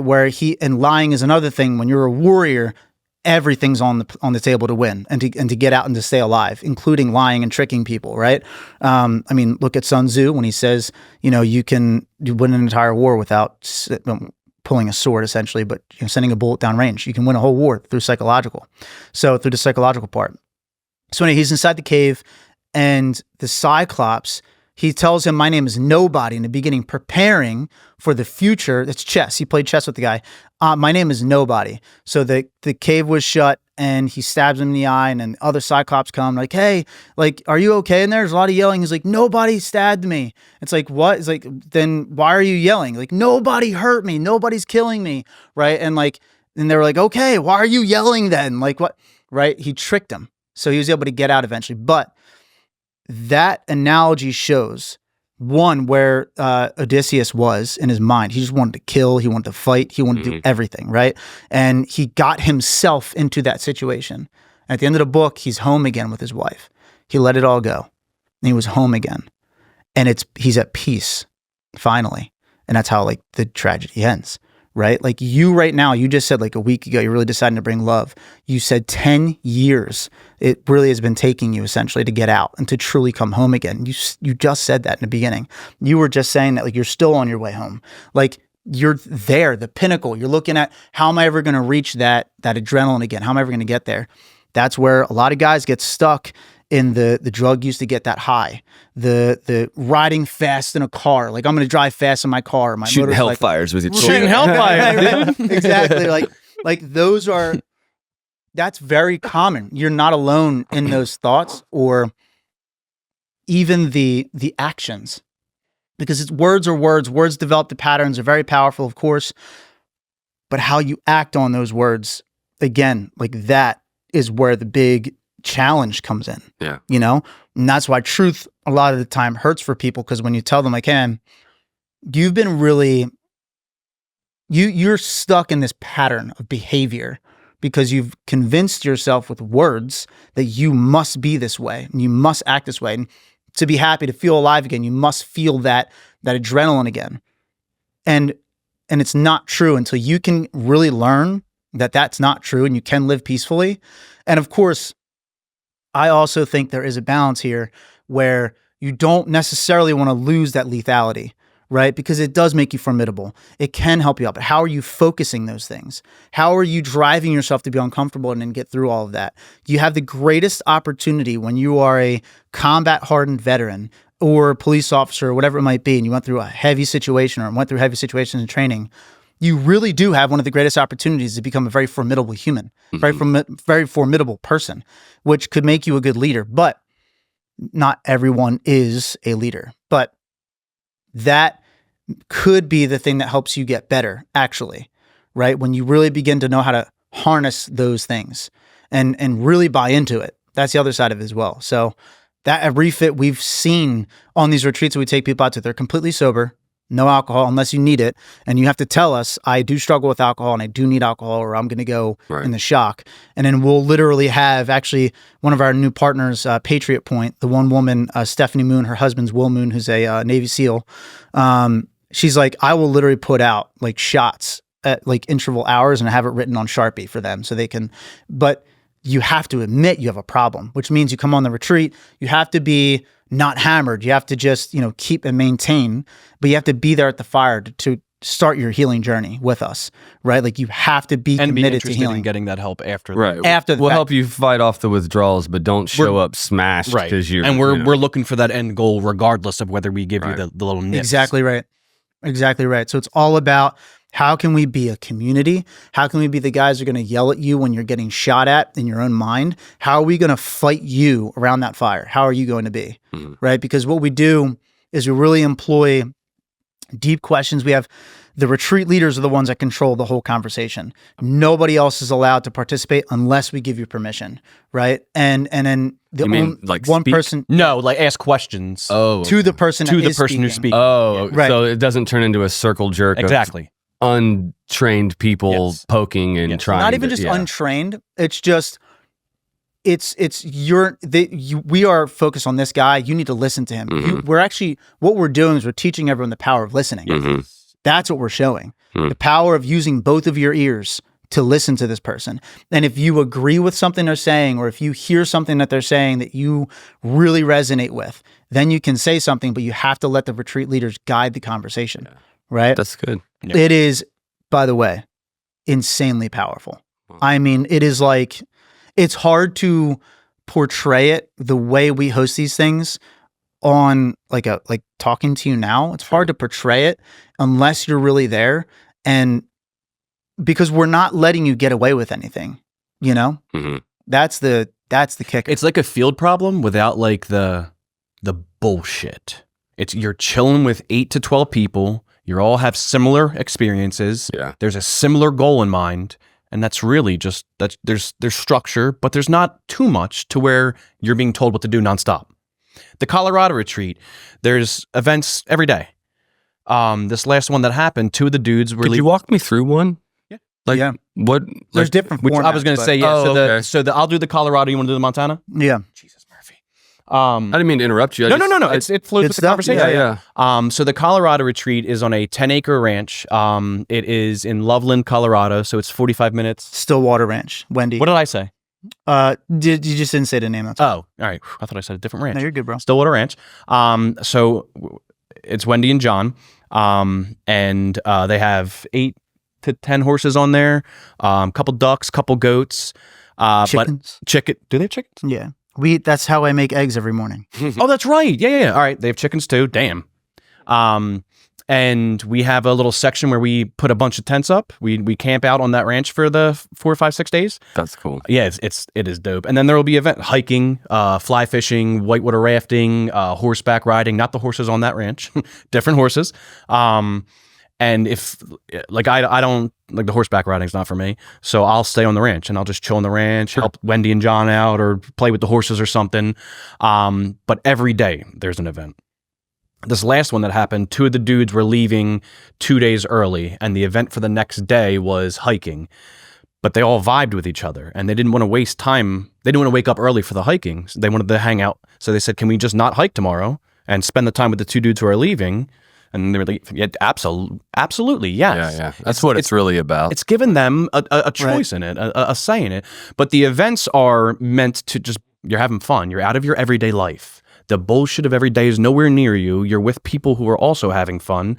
And then at the end, it's free. You don't pay a dime. We pay for everything. Wow. Flight, events, food, lodging. Wow. And then at night, we'll do the event, say it's fly fishing. We'll go at like 9 to 12, something like that. And then we come back to the ranch and we hang out, play cornhole, play ladder ball, just vibe, just chill out. Conversations are happening. You'll see there's like 2 dudes over there talking. There's a group of 6 How many of us. people normally attend one? So that's where it gets a little different. So 10 is generally the average, I'd say. Okay. Mm-hmm. But it depends on the days, how many days the retreat are. Because we like to give 2 people per night around the a fire. chance to talk. So if we're bringing 10 people, there we go. Okay. Oh wow! So only 2 people per night get to speak. Y'all, okay? Yeah, we give because this is So it's not like this is your 30 minutes opportunity to fix your life. Like this is your night. Yeah. Dude, we're gonna fight you. Yeah. That's fucking awesome. So when I was doing therapy, like how Project Refit got started, I was doing therapy. I was in therapy for a couple months. It was helping, but it wasn't scratching the itch.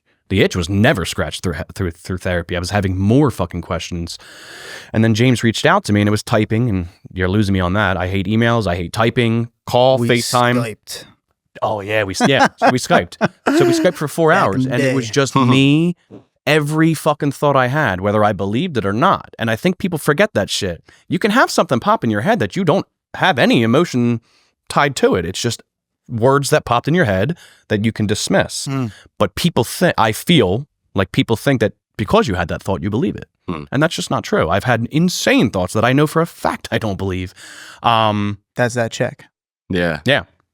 I don't remember what I was talking about. We were So, talking about the retreats. 10. So we usually do 10 to 12. Yes. And we sometimes push it to 15 if needed. We've actually had some where for one of our weekend retreats that we do with Jensen out in PA, that could be up to like 20 people sometimes. But that's like, just get to know us, get used to Refit, and come out on another retreat with us. Like we give you access up to 6 retreats with us throughout your lifetime, because we want to make sure that it's a real check-in, right? Like we want to make sure that you know you have a real community that's here for you. And what's really special, so the Colorado retreat's great. Wendy and John are awesome over at Stillwater from Loveland. You know, they were our first partner property that we, connected to. We're not buying land, we partner with land. Nice. And it saves money as well as allows us to bring good experiences to people, right? So like Montana is a great example. It's a 5-day retreat. You show up to the ranch. It's a 30,000 acre bison ranch, and you get to hang out with 1,500 bison. Wow. Yeah, That's it's cool. it's unbelievable. They're this far from you. Not for me. yeah. It's pretty cool. I saw Dances with Wolves. Bison are actually very, very docile creatures. Really? Yeah. Super docile. Very misunderstood thing. They're We very, very were docile. feeding them. We were throwing the pellets at them. They'll stay away from you. They won't even. They're pretty. They mind their business. They do their own thing. If you I've mess seen with those them, videos on like Yellowstone where people trying to take pictures in the park and get hooked and like this chick got just trampled. they're probably Those are being rude or more they were wild, less I guess. Ranched. Yeah. desensitized to people. Yeah, but they're probably overstimulated by people, to be honest with you. There's so many people going by, and if All the people are acting like assholes, exactly, acting like assholes, they're just gonna snap off. So they're very docile creatures and they're easy to be around, but they are big, of course. But what we do is it's actually the from beginning to end. I'll just take you through it real quick.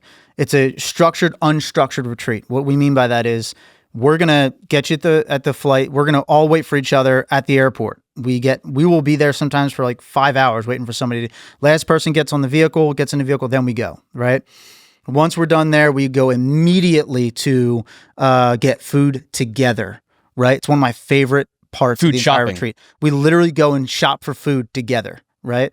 So a lot of retreats where they hand you everything's given. You don't have to just show up and sit down. But no, we're like, you are going to get to know each other immediately. You're going to have to speak up. Who's going to cook what one night? Who's going to do this one? And everybody's beginning to form and immediately getting to know each other right from there, from the rip, right?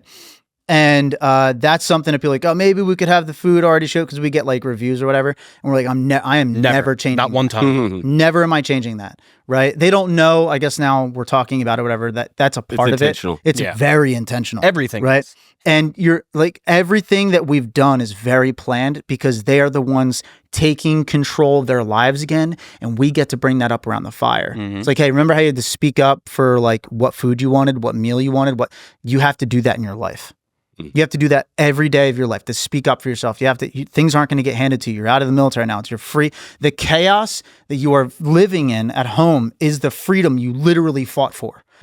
Take advantage of it. That's exactly what you fought for. You don't want to be handed everything. That is what freedom is. Freedom literally is responsibility. Get your responsibility back, right? Or find it for the first time, and we would love to be a part of that with you. So when you tell that kind of truth to somebody and they go, oh, like I actually saw it in your eyes, like, yeah, it's actually that you're right. That's a good point. Like that is literally it. Right. And that's why we're so adamant as well about like family and things like that too. But anyway, so we go to the food. We get shopping. Everybody speaks up. They choose what night they're going to go and cook and everything like that. The one Montana retreat went on. One guy was like, "I want to cook every night. I want to be cooked." Well, then you got it. The dude literally actually got to the point. We did ice fishing on the last day. His name is Frank, and Frank was like, "Can I bring a grill out on the ice and like grill up the fish on the ice?" Oh, We're that's like, cool. Absolutely. Let's go get that grill. So we got a grill, rolled it onto the ice. We caught it fresh, grilled it up and ate it. And we ate caviar and stuff right on the ice, right? That's cool. It was dope. very It cool, was man. dope. But things like that happen. Those stories happen because we have a structured, unstructured approach, right? We very much want them to control how the whole thing is going, right? Some guys came up with their own, like, hey, what did I learn on this retreat? You know what? Like, climbed to that top of the mountain. We found our Everest, became the thing at Montana. Like I want to find the Everest in my life. I want to continue to go for it, right? Accountability is talked about extensively. What true accountability is, like you with your road rage, like that, not, you know what I'm saying? But Yeah. you have to seek accountability for that. Yeah. You have to be accountable to how you respond to those things, right? And accountability isn't worrying about necessarily what the other person is saying, because you can't worry about what that person is saying to you. How you respond to them, that's accountability. Mm-hmm. That's everything, right? So those are things that we talk about on the retreat as well, and really bringing that voice back. But so in Montana, we go out, we see the ranch, we hang out with Billy and the guys, and they are looking forward to it again this year. They can't wait to have us back in a couple weeks. We're actually going, and they get something out of it. Like Billy's wife actually said to us, and Billy said too also, he's like, I recognize and realize now the bravery it takes, not only for you guys to be fighting and like, you know, serving and all those things, but also you're here talking about it. And that's inspiring to me. And I have things I need to work on. Yeah. So now even Billy, who's a civilian, he's even like, I'm inspired. The exact manifesto that I wrote years ago was exactly that. The most influential people of all time, if you look at it throughout history, the greatest thinkers, arguably, are warrior philosophers. Yeah. If a warrior can come home and a warrior can go through battle, can go through fighting with each other, right, against an enemy, and come back healed and better, your voice and your story can capture the ears of the very society that you wanted to protect. And now you're protecting them in a psychological fashion. Yeah. That is the manifesto. That's everything, which goes into, after you get home, where are you going to go home to? One of the greatest challenges in modern day society, especially for veterans, is you are from all over the country, and then you collide in the military. You get to know each other, become very close, and then you get sent back out all over the place. Now you're literally geographically isolated from each other. Yeah. Right? And then how are you going to reconnect with the community that doesn't understand you? Right? You have to really put yourself out there. You have to find leaders who are willing to bring those people together. And that's one of the biggest challenges of our fireside, from our fire teams that are trying to host these fireside chats. We're trying to start these literal, like I mentioned, literal spark in the country. We're trying to have fire teams pop up all over the country. We actually have a new operations guy that came up with some really good ideas. He's actually out there right now waiting for us. So Tucker. And Tucker came up with this regional approach where it's like you have regional teams, and those teams identify people that need to go on retreats to get additional help and support from us. We send them back to their fire team locally and have that community support right there, right? You could do it on bases. You could do it in communities. Is this exclusively veterans or? No, Veterans so veterans and responders. first responders. This is just the conversation been very veteran oriented, but we do help out first responders as well. And that's fire, cop, EMS, dispatch, and corrections. Okay. The last two we count as first responders. Yeah. Okay. And so bring them out. And actually, we've had some retreats where we have a police officer or two with a group of veterans, and then they're like, yo, we think so much alike. We are very similar in our thought patterns. This is wild. The major differences are law enforcement, a lot of time they're still in, and they are also dealing with different laws and bureaucracy and stuff like that. It's a harder job. They're also dealing with people at home, Dude. where we were dealing with people who are not from our Right. We go over there and we're there for 7 months. We put that hat on, we strap it down, we super glue it to our heads, and we fucking charge forward. They take it off and on every day. Yes. Every day. I couldn't do that. No. It's really There's no difficult. fucking way. Wade, one of our leaders in Refit, also a great story, a great success story with us. he's actually the retreat leader now. He like does all the coordination and everything for us now. Wade put it best a couple of years. I'll never forget this quote. He's like, he said it to another police officer, and Wade is a like legit battle hardened dude, like Bronze Star recipient, all of it. Like he's a stud. And Wade was like, I can't imagine. This is the difference. This is key difference. I can't imagine what it's like to prepare myself to take the life of an American. He's like, I took the life of people overseas. You have to prepare to take the life of another American. Yeah, it's a community you live in. Dude. And then go back out in that community. Dude. And They know your name. Dude. And you go to the gym down the street. You could be a dude you just arrested. Running into his brother. Happens all the time. All the time. Yep. So talk about isolation. Yeah, man. Oh my God. Talk about having to carry everywhere you go. Be paranoid everywhere you go. Everywhere. Did I arrest that guy last week? Is he going to kill me? Who's this dude walking up to me like he's something mad? Oh, he needed the milk. Sorry. Excuse me. Yeah. Right. I almost shot you. For 2%. Yeah. For 2%. Yeah. That was good. But yeah, man, I would be the same way. It's hard. And honestly, the thing is like, on that coin and that note, those guys are so isolated. They need somebody that understands them, and a veteran who's healed, who isn't like, the person that they're arresting could be a very good friend to that guy, like in terms of understanding them and getting that police officer outside of just being a police officer. Right. I heard a guy a couple of weeks ago say like, oh, cops don't have it as hard. Like they get to go home every night to their families. And in my mind, he just doesn't know. And in my mind, I'm like, but do they? Like they go home, but like, are they home? Physically. Are they home? They're not. still They're up following here. the same suit that Right. that the 100%, military is. Their relationships are failing. Some, right? This is not all. No, it is. Relationships are Justice High, not failing. worse. They're drinking far more than they should be drinking. Average lifespan It's the same thing. of a police officer after they retire is 5 years. Jesus. They die of a heart attack 5 years on average after their job because they have so much stress built up on them. You were just talking about that your family died at 45 and 50, right? Like from a heart attack, right? And some of your family. And the life they lived was a hard and fast one, I'm sure. Like being military, both of them are military. We're all, both fought in wars. And 20 years probably in or whatever. My uncle was a Dallas SWAT sniper after that. There we go. My grandfather, I don't know as much about. He didn't do anything after the war in that regard. He ran like a hardware store. But my grandmother and the dissolving of his marriage, I think, had a huge impact for sure. She took him to the ringer. Yeah, I'm sure. And that stress that's piled on top of, his life experiences Absolutely. adds to that heart failure. Literally. Yeah, absolutely. And I mean, that is something that we discuss of like, you have to really take seriously taking care of your body and your mind and everything, right? Like even like working out or not drinking as much or, those little steps to improving your life and taking accountability for that, that's everything. But here's the kicker again. So we go back to, we have our retreats, very successful, very good program. I have not met another retreat program that does it like us. I know that there's some good ones that are like ayahuasca based or, like psychedelic based, Peru. which are very healing, by the way. Like I definitely know that they are very healing. But it was funny. We had one of our guys that came out. He was a MARSOC. He was a MARSOC, and he was like, I don't know actually what's happening here. I feel the same peace that I did when I was on my ayahuasca retreat.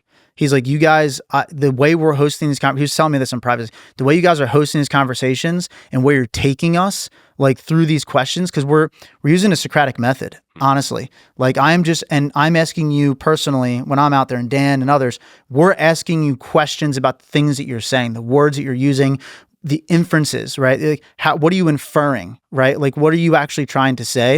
And we just dive into it as deeply as possible. And when you sit there and you think, and we allow people, one of the most powerful things is silence. Mm-hmm.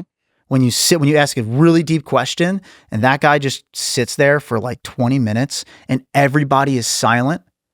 And it's like, there's something that is, we're all connected. We're all waiting for his response. We're all anticipating it, thinking about what he's going to say or trying to understand what he's going to say, or we don't at all. And we just sit there and stare at a fire together, and then they respond. And then it's like, it's a weird high. It's very odd what happens. Something else, which I think he helped him out specifically on that retreat was, and we started talking about it at the beginning, is not allowing other people to. He was very adamant 100%. that he did not want someone else's opinion. I want to get this out. I don't want to hear he said that to one of the dudes. I don't want to hear what you have to say. It's not disrespectful. I don't mean it mean. Well, it's a theft. But I want to get it. Yes. You don't solve his problem for him. Yep. Mm-mm. He needs to solve it. Exactly. That's right. Otherwise, you took the achievement from him, and it's in the worst possible way, because if you don't reap the benefits if you're wrong, he does. He has to fucking You don't reap deal the with benefits those. if you're right. Yeah, either Right, way. exactly. You don't. You've stolen his agency of coming up with his own solutions, and then if it fails, like, he's stuck with it, and if it wins, it was yours, not his. That's right. So That's now exactly there's a right. level of Total theft. imposter rate that he's going to You feel like an imposter. Can't That's answer exactly it for them. That is exactly right. But that is actually, And a lot of people don't know that. they don't know that. They don't. It's hard to comprehend that, honestly. Yeah. Because, and to the credit of humans, because we are supposed to be in a tribe and We wanna community help. based, and we want to help. we think That's we're right. helping. And that's a good thing. However, the pathway to evil or to bad or whatever, good intentions is the quickest way to bad Riddled things. the pathway to, yeah. Exactly right. So you might have good intentions, but are you actually doing good by that person? Right. You've got to look at the fruit. That's right. You have to allow that person to grow their own. The other thing we'll do is, are you venting, or do you want us as the moderators to interject, or is this a you thing? And most of the time it's no. Like, I'm not venting. I want the back and forth, the devil's advocacy, all that kind of stuff. But having that option, it's not you come on this retreat, start talking now. Do you want to? You don't even have to if you don't want to. As long as you're listening and you're not walking off and going and sitting in one of the rooms while the fireside chat's happening, be present. That's all. A lot it of is. times people gain, because our lives aren't all that different. We're all dealing with the same right. stressors, different variables, right? But they're all pretty much the same. There's just an absence of love in our lives. That's you right. know? One of the realizations that I'd had recently was that there's not like a source of darkness, just an absence of light. And when you find a way to fill yourself with love, it's like a soaked sponge where you can't even move it without it pouring on other people. Why that is so important, and something I want to ask you a question about when you say love. When you say the word love, could you define that? And I'm going to back you up, but I just want to hear you go first.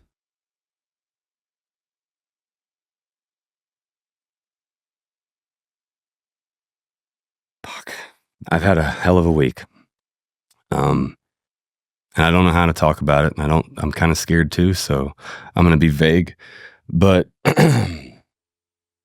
We're here for truth, baby. Let's rock. Come on. well, This could lead for somebody else. I know. And so I'm going to try to do it in the best possible way I can. Yep. I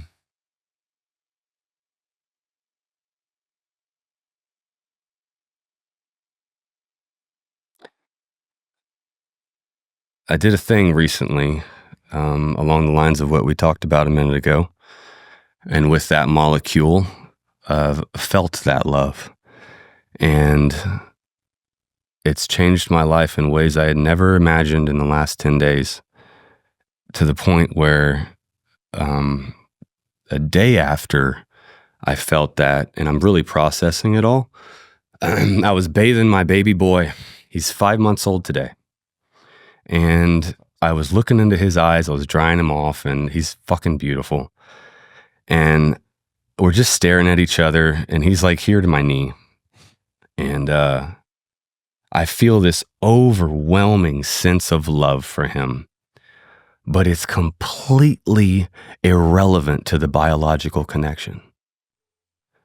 I became overtly aware that I am a spirit in this physical avatar, here to have a human experience. And the connection that I feel is not biological. It's from the common source of where I came from. And in that moment, staring at my son, the love I felt had nothing to do with our bodies. It had to do with our common source. And in there, I realized that I could love an adopted child.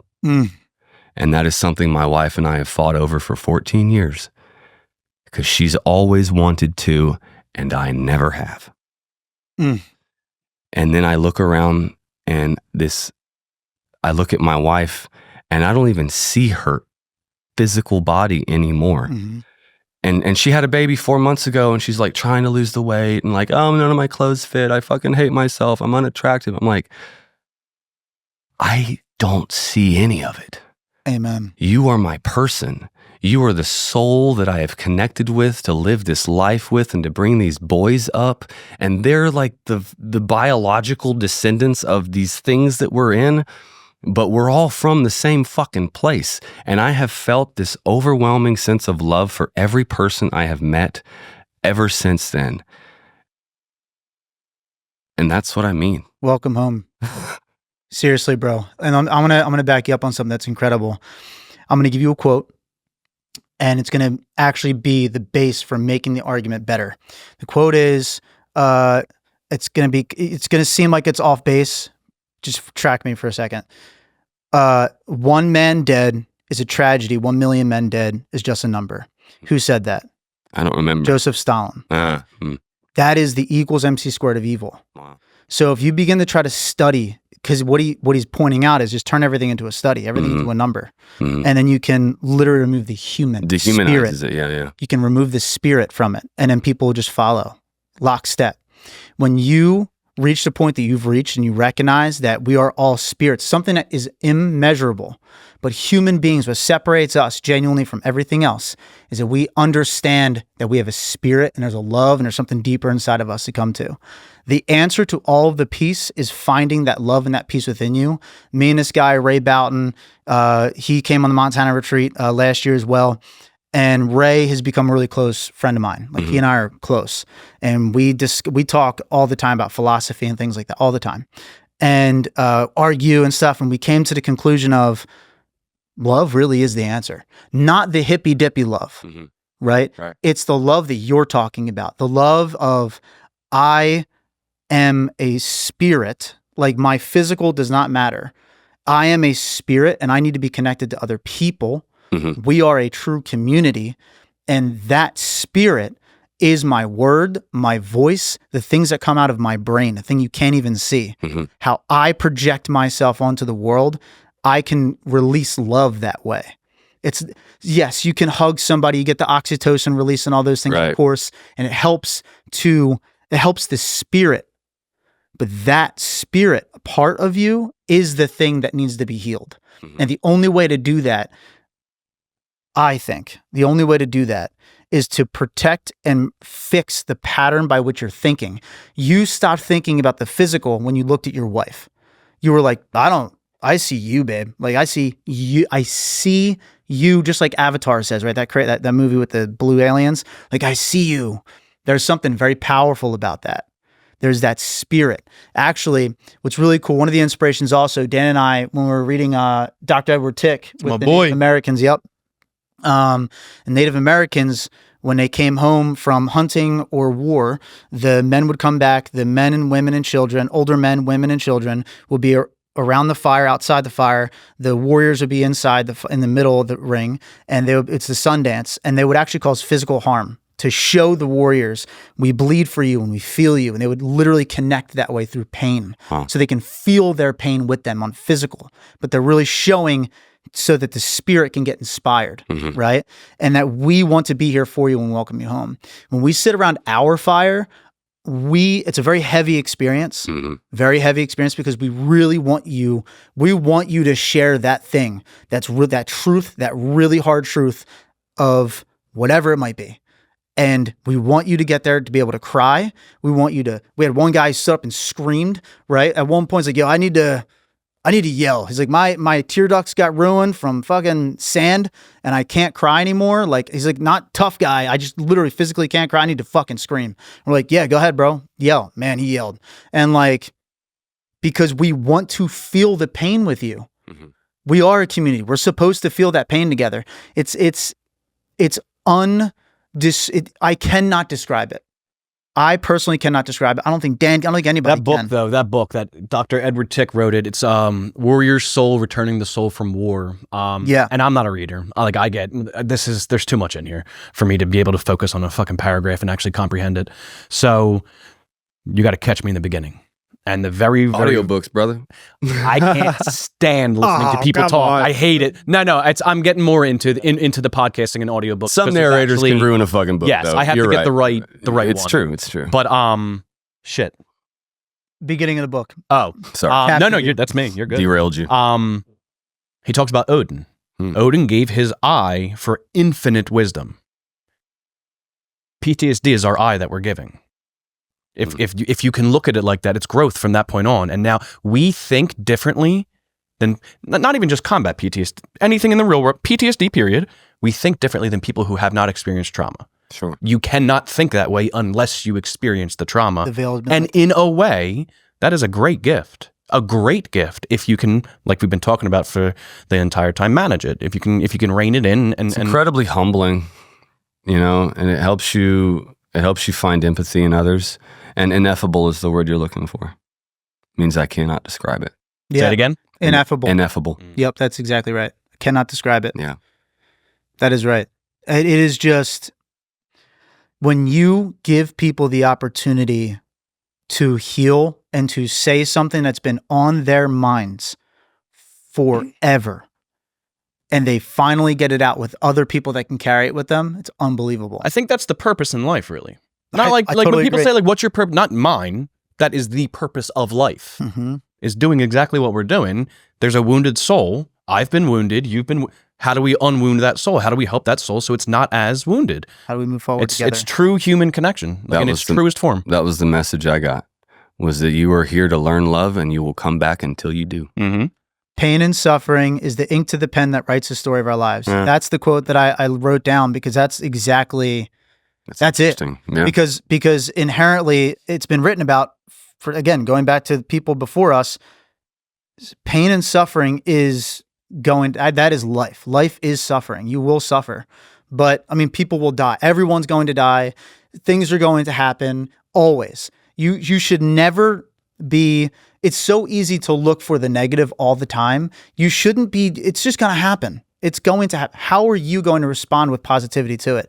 How are you going to be able to fight your way through that, right? And sometimes you need to have a person with you. One of my favorite memes ever, I talk about it all the time because it's so good. It's this little caricature, and it's 4 blocks. In the one block, the guy's talking negative about himself. The next block, the friend looks at him all mad and stuff like that. And then the next block is him pulling off literally the top of his head and the brain. And then the next block's him with a knife to his brain. And the little brain has a little face on it that's all scared. He's like, stop talking bad about my friend. Yeah. That's community. Yeah. That's what we need to be doing for each other. Like, we just had a call the other day with this guy for 3 hours. I talked to him on the phone for 3 hours. And he's active right now. And he's still alive because one of our guys that came out on a retreat with us, he just got out of the Air Force, was talking to him, was like, you got to talk to Refit, like, talk to these guys, like, let me put you in touch with them. I'm friends with them, like, they'll help you out, like, just talk to somebody. And that's step one of community. He's looking out for him, right? He got him introduced. The guy, he and I talked. I called him up. I was supposed to get a grant done or whatever. I think I might have time to get it in still. Whatever. But I talked to him for 3 hours. And the thing he brought up, I was so happy to hear him say this, actually. He was like, at the very beginning, he's like, I want to stop fucking complaining. I'm complaining all the time. He's like, I don't know. He's like, I'm going through a lot. Like, I'm getting a divorce, like I'm all these things are happening. I think I accidentally screwed over my ex by saying something to a JAG officer, and I shouldn't, like, I was just talking, and now they're doing an investigation. I didn't want her to go through that stuff. It didn't have to happen, but they have to do their job. He's like, I understand. And he was complaining about, and then he's like, I don't want to complain. And I was like, hey man, first and foremost, that's fantastic that you're even saying that. Yeah. Right? Like, you don't want to complain anymore. And I started like just going through it, but I gave him one big tip about not complaining anymore and how being a man, like, it's so important. If you want to be a better man, like, stop complaining all the time. Stop complaining. Things do suck. Start trying to figure out how to get through it. Now, I'm not talking about, like, if you're in a conversation with your wife or somebody else and they're talking to you and they're complaining to you, don't try to solve their problem. Just listen to them, of course, right? Just absorb it and just be like, okay, like, can I help or no? Like, what do you need right now? Communicate, right? But if you don't want to complain for yourself, there's actually a really good tip that I gave him that I'm going to give everybody else too, and you.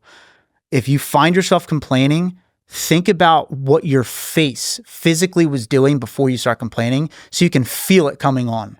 Your face will literally change when you complain. Literally. And you can identify it before it begins. It's like, all right, I'm feeling a complaint coming on, and like I'll breathe it out, I'll smile, like whatever. Let me search for something. Let me search for gratitude and gratefulness, right? Like I don't want to complain. Like, how am I just going to get through this? And like it recenters yourself. There are ways to get through it all. But anyway, after 3 hours, the guy says like, I think you just saved my life, dude. Like I wanted to drive into a tree. Wow. And it was just talking to another person. Yeah. It wasn't therapy. It wasn't any of that. It's literally just having an open community where you can talk to each other again. Because what did we do It doesn't have to be formal. Yeah. What did we do for It thousands almost of years? Is Better when it's not. It's almost always better when it's not. Mhm. When it's formal, it's inauthentic. I'm paying for this. So, Right. you know, Right. Professional. And You're talking to me like boundaries. it's your job. I don't want it to be your job. when it comes I from wanna have a someone that human actually fucking cares connection. about you, it means something. And there was something you were mentioning earlier that I wanted to circle back to just for 1 second that it's helped me a great deal. Is anytime that I go to discipline my son, I try to think of what I would do if that was my best friend's son, not mine. That's cool. That fucking stops me in my tracks. That's really cool. Wow. I've got some brothers, and if he were to leave me his son, would I be doing this to him? Would I be saying this to him? Would I want to die and go face my friend for raising his son and him be like, what the fuck, man? Yep. Wow.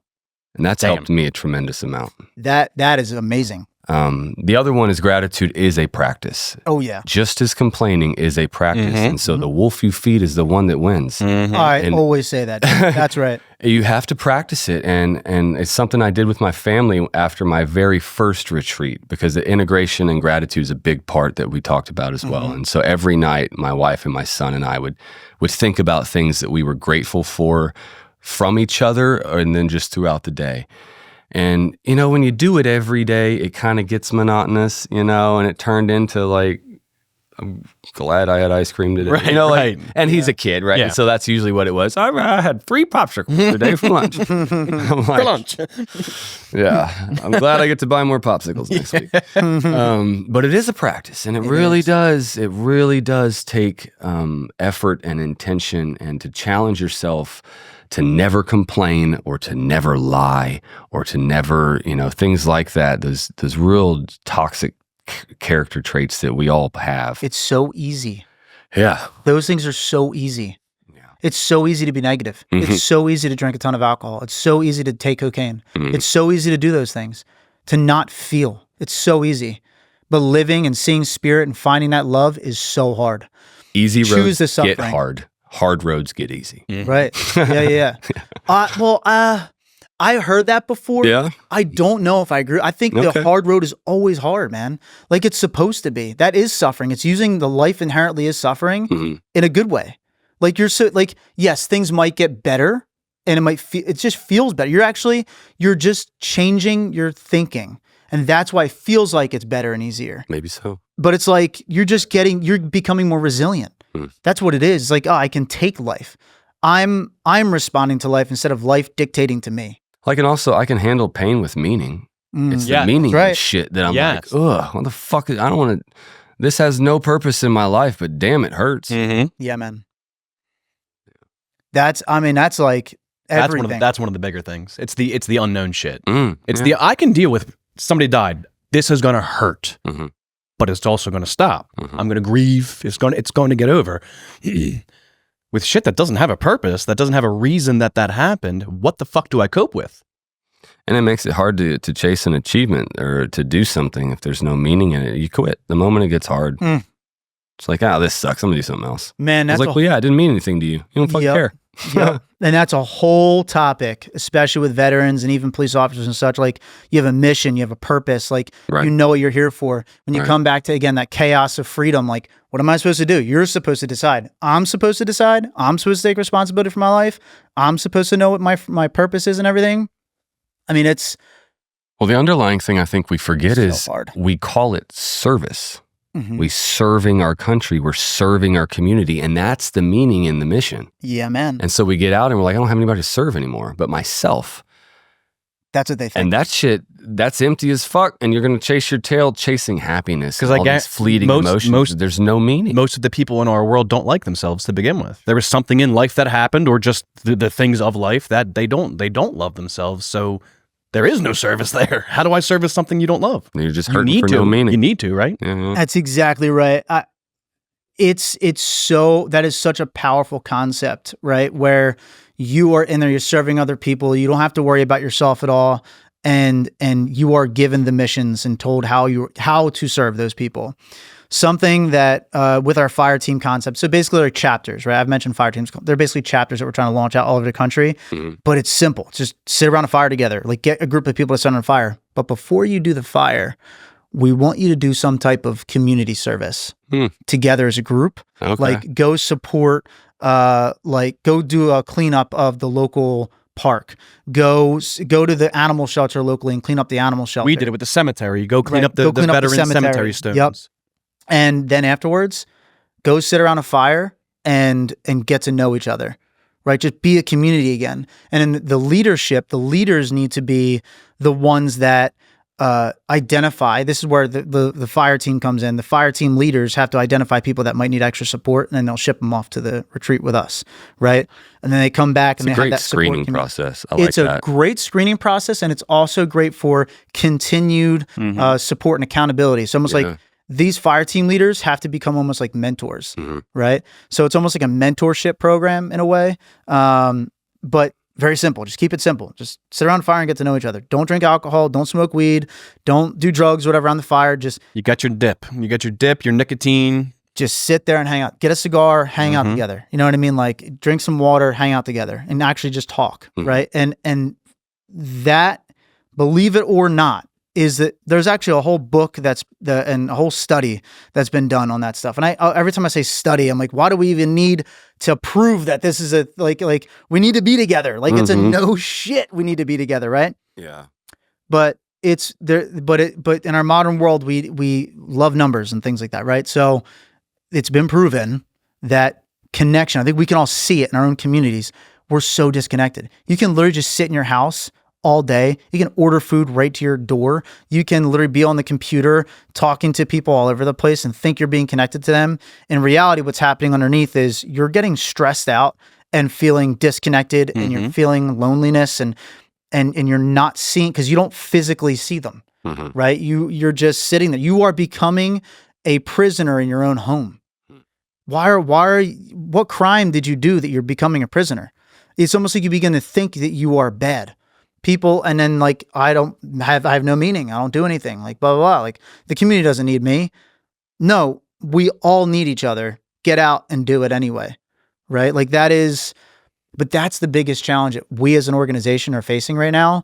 Is we are trying to put a different narrative that goes against the grain right now with most of society. Like, no, get out to a local fire and like talk to each other. Like go do that. And it's very difficult to do in our modern world right now.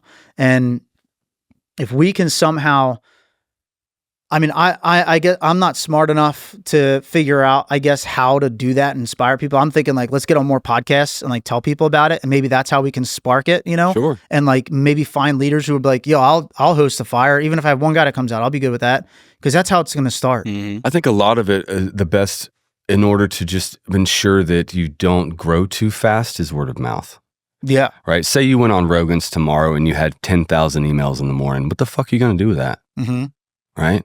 So as it grows by word of mouth, hey, we're getting a big group over here. Let's split in half. I need one more guy. Okay, well now we got 2 chapters over there.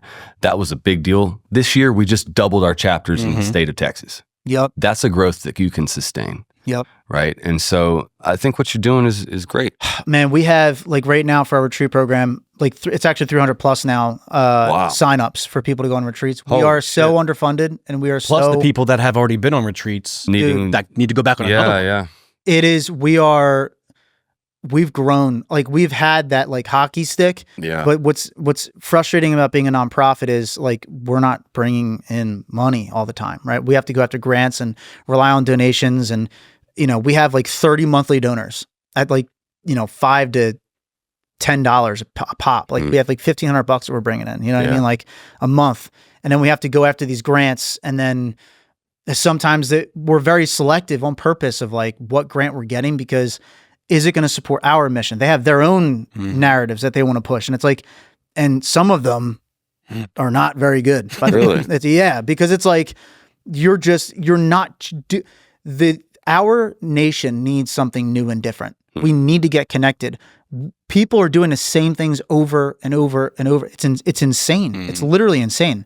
Why are we doing the same things over again? And then like, oh, we helped out like 10 more people. Great. You helped out 10 more people. There's like 10,000 that you need to connect with, you know? So the thing that my vision, my hope is that we can connect with more like social media influencers and then get like the social media influencers to be the rep and the fire team leader in their community. Like I'm the marketing leader. I need an operational guy. I need a person that's going to contact the property that we can host the fireside chat at. We need to get a guy who's going to focus on the, what service we're going to do that day, and like get the whole team together. This guy at the top, the social media influencer, can reach their community, and then they can have a fireside chat once a month or once every other month or once a quarter. That's the max or the limit that we'll go to is once a quarter for these fireside chats, and get the community together to hang out with you and talk and do service and make serving cool again, right? Make getting together around a fire cool again. It always has been cool, by the way. It's always fun. Yeah. It's always a good time. It's always fun to sit around a fire with people. It people. is. Yeah. And like, let's do that, but let's do it with purpose now. Right. Like let's do it with some purpose added behind it instead of just getting hammered around the fire. You know what I mean? Like, yeah, you have good times with your buddies doing that stuff, but like, what if you did it with people from your community, getting to know them again? What if you did it and you weren't numb? Right. And you got to know each other. Yeah. Yeah. Like actually know each other. Like that's the challenge that we're up against. Because, and this is our flaw that we're trying to fix right now. And these fire teams would solve that problem. When a guy gets out of a retreat, it's difficult for us to stay in touch with all these guys. Right. So we need to send them back to a group. It's actually the same problem that the modern military has, right? We're running into the same thing, but you solve that by having an actual pipeline that then has the fireside chat there, that they can go back directly to that fireside chat. You can say VFWs, American Legions, and those things, of course. We want guys to be sober around the fire. You know what I mean? Like we want to have like a community of like, we want to get better. We want you to invite your kids out and like hang out. Bring your wife too. Like get to know each other, like the families and things like that. Alcohol is poison. It is. It's poison. Poison's a spirit. There's no benefit to it. No. I don't see one benefit to it. There's not. And people are realizing that. This is probably the least alcoholic generation ever. Probably. I think even in the military, I think I saw something come out that like there's less, granted, there's still a shitload, but less than what was happening. Yeah. So, I mean, that is everything for us. But the thing is, like, as an organization, I put it on paper. I was talking to Tucker about it. I showed him like I sent it to the board and everything, like our whole organizational structure. It is so big on paper. We are but then I put the faces of the people who are in the slots, and it's like, we have 20, 30 slots that need to be filled that like I'm doing and Dan's doing and Tucker's doing. And like a couple guys who are doing everything. And it's very stressful and difficult, but that's the importance of, again, like a donor, when they give money in, they're going to give money in so that we can hire people in or get the right volunteers and make the right connections and grow this organization so we can have a very healthy community that we're building. We're a community-based organization. We have therapeutic elements. We cannot say necessarily like therapy from a medical standpoint. We never want to. We are never a service provider. We really don't want to do that. Like the closest we'll get to that maybe is doing like peers, certified peers, right? But even our certified peers are going to be different. They're going, like I have my peer certification, so it would be me and Tanner and people who have the mindset of us, not just any peer who wants to help that has any peer certification. It's going to be selective. If a guy pops hot with something right now, the way it works. So if a guy's like suicidal, like I don't want to get out of bed every morning, the certified peer can't say like, why not? Like you have to send them to somebody.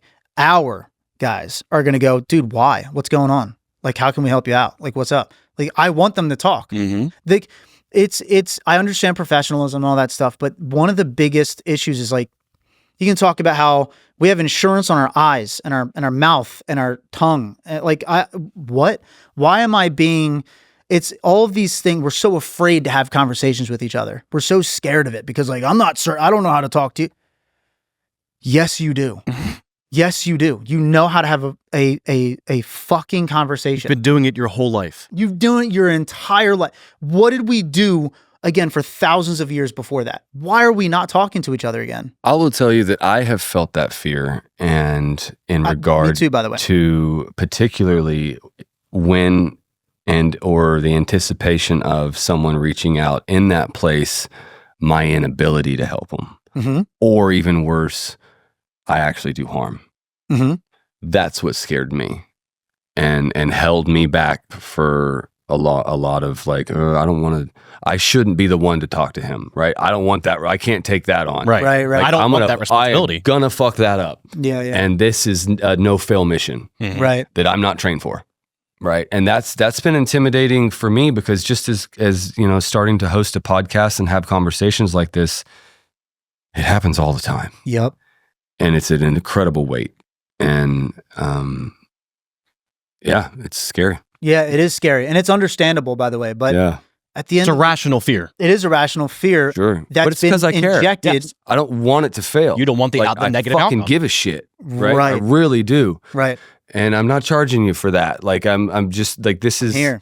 most of the time they're my friends. You had good intentions. Everybody's fucking suffering. And so when a best friend is in a place like that, I want to help, but I'm scared too at the same The time. risk is Yep. almost even more. Because it's Sure. in our world, our modern society, we've been told we're all stuck in this brain pattern of like, I'm not trained to do that. I'm not able to do this. I'm not able to do that. I'm not qualified to do that. Like, that is literally going back to my ketamine trip. That is literally the fire that we are putting out. Yeah. We're putting that out. The actual human connection. We're stomping out the ability to have that love. You now can talk to anybody, I bet, because you now see them for the love that they are. And you can listen to that guy with peace. I mean, and are you comfort. you're not doing therapy with them. You're not having Not a at all. conversation, a 4-hour conversation once a week, 2 times a week in a therapy sense. Yeah, sure. You're having a conversation simply- to let them That's it. vent. Yeah. Just have a all there is. conversation, dude. It's true. That's And literally this is it's what about. I tell people genuinely. If they're on the edge, like if it's getting scary, I will call 988 with you. I will be on 988 with you. I feel stupid. I don't know what that is. 988 is the suicide hotline. Oh, okay. So yeah, so 988 and you press option 1 for veterans. Oh, okay. Yeah. That's good to know. Yes. And Yeah. you can sit on that call with them just so you're present. Mhm. And they're talking to I called it one time right after my friend died by suicide. I wasn't suicidal, but I was in crisis. I knew it immediately. And I called, and it was a very, very nice older woman, and she was saying the things she was supposed to say, Mm-hmm. but I knew I didn't want to hear it. Mm-hmm. But I still fucking heard it. And in the moment, did it help immediately? Not really. But I hung up and I was like, oh shit. All right. Okay, hold on now. All right. What was it she said? Do you I mean, remember? it's not your fault. Like you didn't do it. She asked like how often I talked to him. You were in his life. It's not like you were absent and or you said something wrong. You did what you were supposed to do, Mhm. and he still chose to do what he chose to do for whatever the reason it was. Mhm. That's not a you thing. It would be wrong for you to have guilt over that. Yeah. And I agree with that. That's good. That's good. If those things are true, right? I talk to him all the time. The part where it gets real heavy is when like that hole isn't there. Where like I've had some friends that, yeah, I was mad, so I didn't answer the phone. And then found out, how do you convince that? How do you tell him that you just got to find a way to have some peace with that? And, it's hard. It is. It's real hard. And it's why it's scary.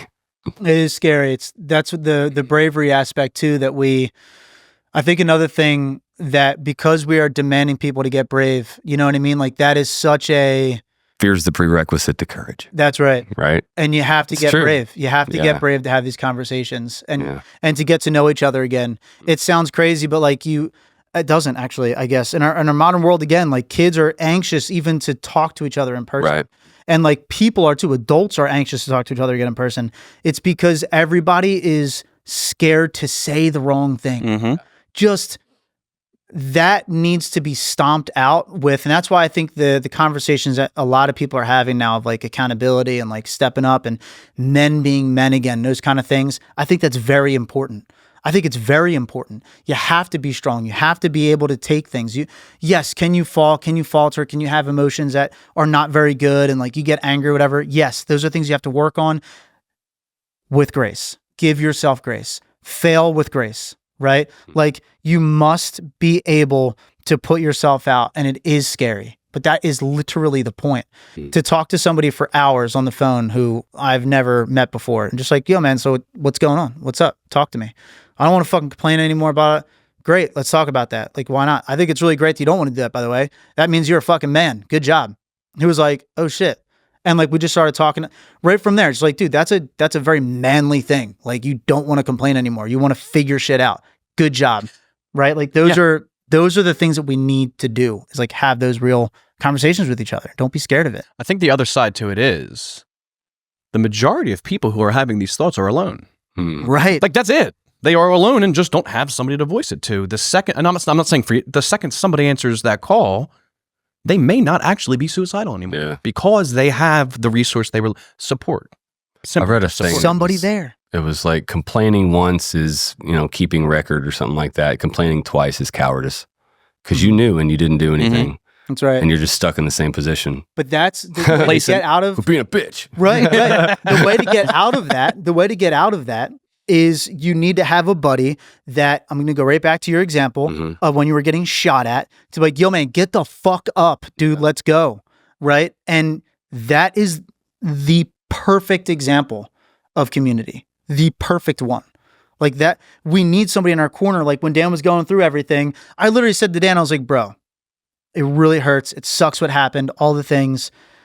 Taking your life or anything down that road is just, that's not the right path. Oh, thank you. I lost that earlier.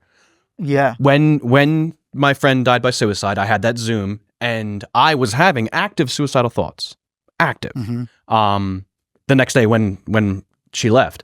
But then I thought back to the Zoom itself, and I got to see 12 of my dudes bawling their eyes out because one of our other dudes died by suicide. You saw the outcome. I saw the outcome before I did it. I cheated. It was amazing for the reason it's amazing.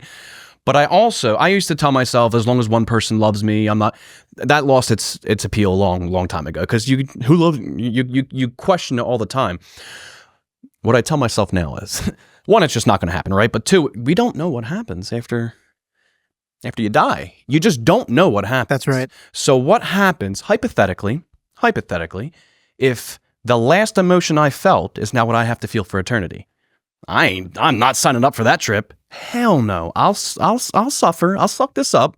I'll deal with it for as long as I need to. Yeah. I'm not dealing with it for forever. I already feel like that's the case, right? I'm not trying to guarantee that shit. So it's an unknown outcome. You don't know what's going to happen. But me getting to see the actual outcome before it, I don't think it'll ever actually be a valid thought in my mind ever again. It's always the bullshit ones back there. The passive suicidal thoughts. But to truly want to end my life, now I think now that I've seen the outcome, I would not want to do that to other What's people. really cool about that too is so bison. A thing about bison, real quick. One of my favorite little things I've learned about them. So during a winter storm, when a winter storm comes in, the winter storm's coming in. Cows usually. So bison's a cattle animal. So cows run away from the storm. They go, and they're running and running and running, and the storm catches up, and they're just running with the storm now, and then they die. Bison turn towards the storm and then walk through the storm, so they get out sooner. Wow. So if you want to get out of the storm of your life and the thoughts, you really just have to ride that wave. Yeah. You have to go through it, and they do it as a group, right? They stay warmer together, and they get through the storm together. They're That's not awesome. alone. So you have to think about that. If you look at the animal kingdom, you can find clues to how to get through anything. And that is so powerful to think about. We need each other. We need to see each other in person. And I think that's why exclusively be online. That's why the reintegration process is horrible.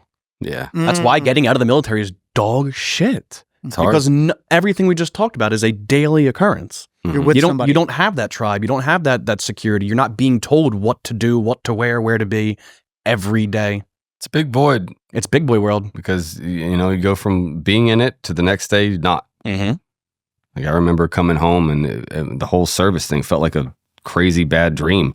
Yes. Like I was just all of a sudden back home. I'm 22 now, and I have all these memories, but my room's the same because I just went back to Did my this shit folks' even house, happen? right? Didn't have a job yet or anything, and just needed to decompress for a while. Yeah, that was the hardest part of the whole thing, was being alone, the isolation with a team all the time. Were you in the Were you in the barracks or no? Yeah.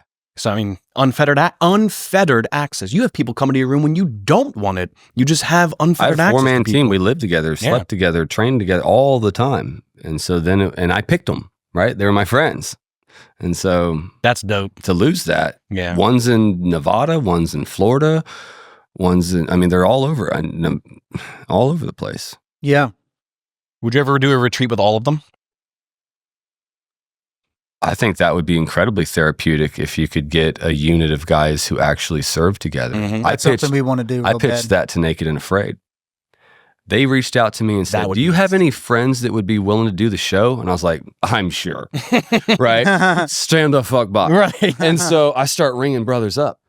And about 90% are like, dude, you're fucking high. There ain't no goddamn way. I'm stripping naked. I'm going to go to the jungle. And I said, No balls. what if the rest of the team was there too? And every one of them said yes. Every fucking one. And I called the producer and I said, hear me out, okay? Yep. Yes, I have friends. Ditch the guy-girl thing. I got 3 buddies. They hadn't seen each other in 15 years since they were in Fallujah together. They live in opposite sides of the country. 2 are divorced. They've been through all this shit. Yep. Bring them back together with a common mission and and put them in the jungle, put them in the woods around a fire. This will be the most therapeutic experience of their lives, and the nation to watch it. I was just going to say, then the nation gets to see everything. And they're like, it's too veteran heavy. They won't do that. That is I'm like, you motherfuckers. Then why did you ask me if I had any more veterans? Because they just want one. They don't want 4. They just Right. want one. And I said, you could scale this into an XL. Yeah. And it could be a Marine team. It could be a Air Force team. We could even include the National Guard if we wanted to. right. We could. But like for real, like Yes. it could be all of those, and you bring them, they have to serve together and done that together. And I think it would be a huge opportunity of healing, but it never took. Yeah, would've that's been something insane. that's something that we really want to do, is actually begin to get like units to come out together and reconnect them. That's awesome. We actually have one I'm trying to work on right now. I got a call from a wife about a guy that's struggling, and then she called up the other guys, and she's like, all of them are struggling with survivor's guilt. Yeah. And she's like, I was like, we can get all of them on a retreat, all of them together. We would absolutely do that. And like that's something but it goes back to when they go home, like we have to have a The team aftercare. to send them to, you know what I mean? The aftercare, right? You have to have the integration. Something. My platoon's actually getting together this weekend, and I can't go. Oh. I'm working. Yeah. So, Dang. and yeah, I tried to get them together in 2018, but we had this crazy blizzard storm hit, and the thing was canceled, and it just never did manifest again. And so, yeah, We can help if you want to do it. We'd love dude, to. that would be Why that ask? would be amazing. Yeah, That we would love to help. Wow. And on top of it too, like going back to the social media influencer thing, because I do want to give you something. We actually have a guy that we connected with, and he's a really good dude. His name is Max Griffith, and he runs Freedom Socks. And Freedom Socks is he's active duty now, Air Force, Okay. and he prints awesome like graphics on the. I'm actually wearing They're sick. one of the socks now, the American flags. Nice. And they're green, but they're not able to be worn, with your uniform, sadly. Officially. Yeah. Yeah. But Field socks. so this is these are yours. Thanks, Yep. man. And they're Freedom Socks. Fuck yeah. He's actually going to be doing a giveaway with us too on our social media platform. So That's pretty cool. awesome. Which ones are they? The fish. Oh, nice. That's Oh, cool. Nice. Naked and Afraid thought you would Hell have to yeah, stay man. alive with some fish. Tell him thank you. Thank you, Max. That's awesome. Yeah. I appreciate it, man. So, but yeah, I mean, like when we connect with guys like that, like a Max, for example, Mhm. we just want to make sure that we really are trying to build a good, what we deem it the hybrid community, like, because we cannot ignore the internet. The internet's here to stay. It's going to be Yeah. around. It's a great It's just- tool. It is. As long as you use Used it, it properly. doesn't use you. Exactly. Yes. And it can be a great tool. It can be a great resource for connecting and everything like that, of course. But getting out from behind the screen is so important. Yeah. You know, get out into the community again is so important. And that's where we hope that when we do find those right influencers, or even people who are influencers in their own community, doesn't have to be a social media guy, but to stick with that side, the internet side, at least for now, we're hoping that we can find those who are really motivated to do this and see the importance of reconnecting at a grassroots level. Because at the end of the day, everything that we're talking about is the American spirit, right? Like, I think one of the greatest documents of it's a philosophical, the words are fleeting. It's one of the greatest, not inventions, but one of the greatest philosophical achievements of all human history is the American Constitution. The first thing is freedom of speech. Yeah. Giving a person the ability to speak and communicate, that's actually also the pathway to healing and taking control of your own life, right? So the only way you can really, save that is with each other at a grassroots level in your local communities. That's everything. How could people that are interested in supporting you guys or being one of these leaders or just joining the group, where can they find you? Where can they reach out to you guys at? So at Project Refit on every social media. Okay. Project Refit on every social media. And projectrefit.us for our website. You can reach out to us through there or through social media. Our emails are very easy too. Dan and I. Dan is just D, the letter D, at projectrefit.us. I'm James, and it's J, just the letter J, at projectrefit.us. Okay. You can reach out to Tucker at media@projectrefit.us or operations@projectrefit.us. You can reach out to us through our website, like I said. What are all of the volunteer options that you have for people? Yeah, so there's quite a few. We're actually looking to up our volunteer force big time with people who can set up tables in their communities and hand out information about our retreats and about the fire team programs and stuff. Actually, it'd be great to have a fire team that also does that, where they go out to their local events, like a local town fair or something like that, and just set up a little table and like, hey, we're having fires, every other month, come on and hang out with us. Like, if you know a veteran, or if you want to learn about veterans, or if you're a police officer or whatever it might be, like, come on out with us and hang out. Bring your families if you want. Let's do service together and clean up a local park and things like that. And just getting people involved, because I can't tell the person that lives in Alabama what they need to do. They need to tell me what they're going to do, because they know their community. I don't know their community, right? So we can give you the mission, like what you're trying to achieve. How you achieve that, you got to do it. You got to tell me how you're going to do that, and then we'll support you. How do you find places for fires? How do you locate, or that is, if someone has a place, could they volunteer their property? Or? Absolutely, 100%. Okay. They could volunteer their property. They could talk to the local church. They could talk to a VFW or American Legion. They could talk to the local park. Whatever it might be, wherever they are. Again, goes down to who they are and they know what's best. But they absolutely, I think personally, it would be better to have it in a backyard of a house, or at a church or something like that. That's a huge property, and because especially the house thing. Yeah. Talk about community again. You know what I mean? It's personal. Yeah. Dude, that is personal. Mm-hmm. That is beautiful. You welcomed me into your home. I got to talk about my personal shit at your house with you not being judgmental. Or just hang out. It's amazing. Hang out. Or just chilling. Yeah. It doesn't have to be this deep session it doesn't have to be that at all. It can just be people getting together just to be a community again. Now, just for people listening, those fire teams, everything is still also drug and alcohol free. I was gonna ask that next. Have there been issues come up, and what would you tell people that are like, man, I ain't real comfortable with 10 strangers coming to my house? I don't know. Sure. How do you give them that ease to be comfortable to volunteer or to? They would then, if a person's on, it's then let's find a local park or a church or something like that. That's a quick, Okay. Nothing's ever happened where there's needed to be anything like mediation or anything like that in a fireside chat. No one's We've ever just come learned and from just our act like retreats. a psychopath. No, dude, you gotta get the fuck out of here, man. No. We've had people who've come they're hurt, but nobody's been like, I'm gonna fight you and I'm gonna cause an issue. No, but yeah, some people show up and they're like, hey, I really want to talk about something, and it's deep, and it's that's what we're here for. Yeah, let's do it. That's fine. Good. Every once in a blue moon, and it's usually when it's somebody we didn't screen and it's a veteran locally that came on one of the retreats. They're a little off center. Some of these, I've got buddies that are just combative. I'm like, dude, I served with you. Why are you getting so mad? I'm not. Yeah. I'm not putting you down. What's at all, underlying? What's you know? underlying that? Where's that coming Yeah, Yeah. totally. I asked a buddy not long ago. I was like, "Hey man, how have you been?" He's like, "Why are you asking?" It's like, well, I got my answer. to be frank, because the shit you post's weird, and so I wanted to ask, Yep. like, Yeah. are you doing okay? Yep. And I don't get a response. It's like, okay, man, sorry, I did. That's something I've noticed. Fuck. too. No, you should. You should always do that. Dark humor. Don't take it personally. Yeah, Dark humor is something I've noticed we use, but sure. That's a great tell-all. it is the tell-all. Mhm. In Big my time. opinion, you can't have that dark humor unless you're having you cannot joke about suicide unless you've thought about suicide. Totally. You can't. It's just impossible.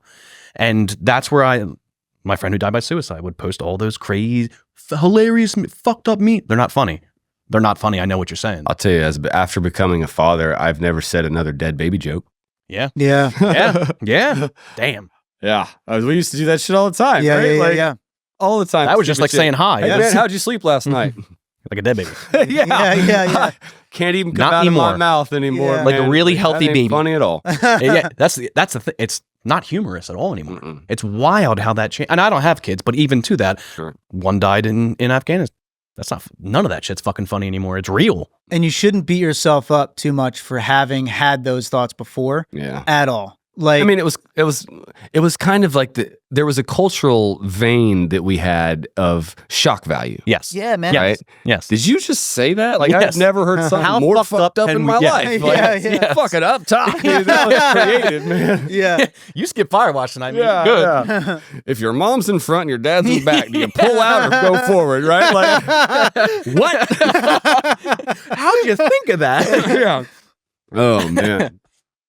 Oh, that is actually speaking of which, that joke was one of the first jokes Tucker brought up to me. Oh really? And like that's how we gauged out whether he was funny or not. Oh, But that's funny. but genuinely, like those things are also, again, when it's over the top, Mhm. it's like, all right, this isn't fucking cool anymore. Like, what is you're stuck You're in telling a me really something. negative pattern. That was funny at 18, man. Right. Right. By the way, Funny at 18. Right. that right there is a key thing too. 18. We are men now. Mhm. Yes. Why have you not grown up yet? If you're joking like that still, Yes. we've got a lot. Why are you smashed drinking in all the the barracks, time? you're doing- Yes, dude, exactly right. Talking about how many girls you're hooking up with this weekend and shit, you are a child still. Like Yes. you need to get your adult mentality in order. 100%. That's actually another big thing that we talk about at these retreats too, is like, where are you? Are you still in? Like, do you recognize how old you are now? Yeah, yeah. Like, we got to grow up. You got to grow up at some point, like there has to be responsibility. Responsibility can be the most freeing thing in the world, man, if you allow it. Mhm. Like, it's just, you have to grow up. You have to recognize the way you're thinking is super down and negative. If you are completely adamant about not changing, that's you. That's on you, man. Like nobody else. It's a factor. Once you take responsibility, I feel like I know what to do. Yeah. Like when I don't know what to do, I feel this anxiety. Mhm. I idle terribly. Mhm, yes. I cannot fucking idle, and I know it.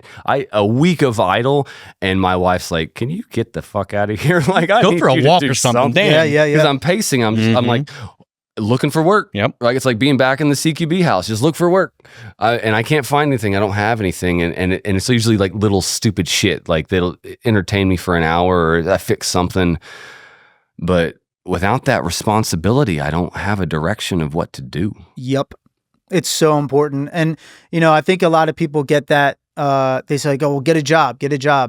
While jobs are good and they can offer some type of, but that's actually not the type of responsibility completely that we're talking about. Mm-mm. It's also just responsibility. Like, did you shower?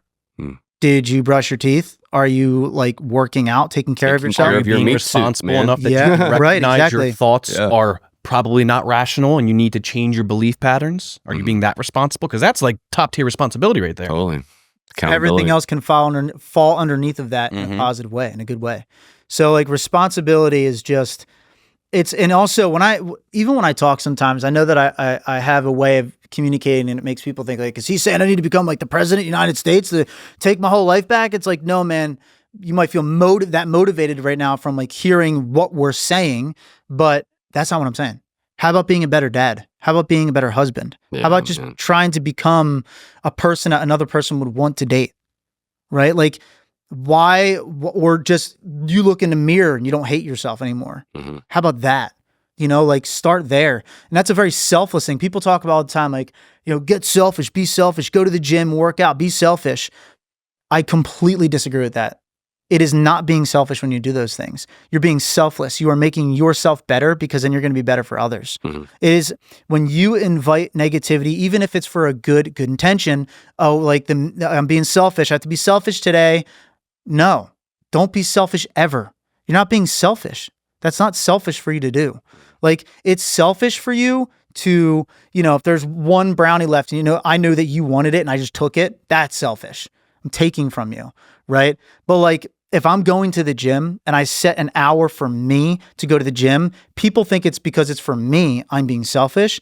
No, I'm going for that hour so I can, for the rest of the hours of the day, I can be great for you. And not kill anyone. Right. And not get angry. Control my energy and all those things so I can be more present, so I can perform better. It's something I told my son about a week ago. I've been trying to, it's been this whole thing. And I was telling him, I was like, God didn't make you strong so you could hurt people. Because he wrestles. We do this wrestling thing. It's like, he made you strong so you can help people.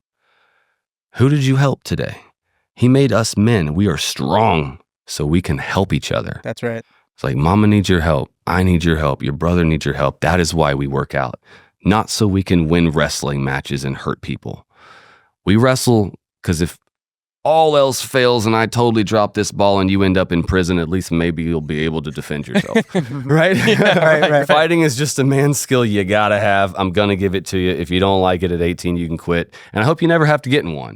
Right? But there is some danger in this world, and it's my job to protect you, or at least teach you how to, when you become exposed to it, hopefully not be engulfed by it. How to protect yourself. You are teaching him how to protect himself in every facet of life, actually.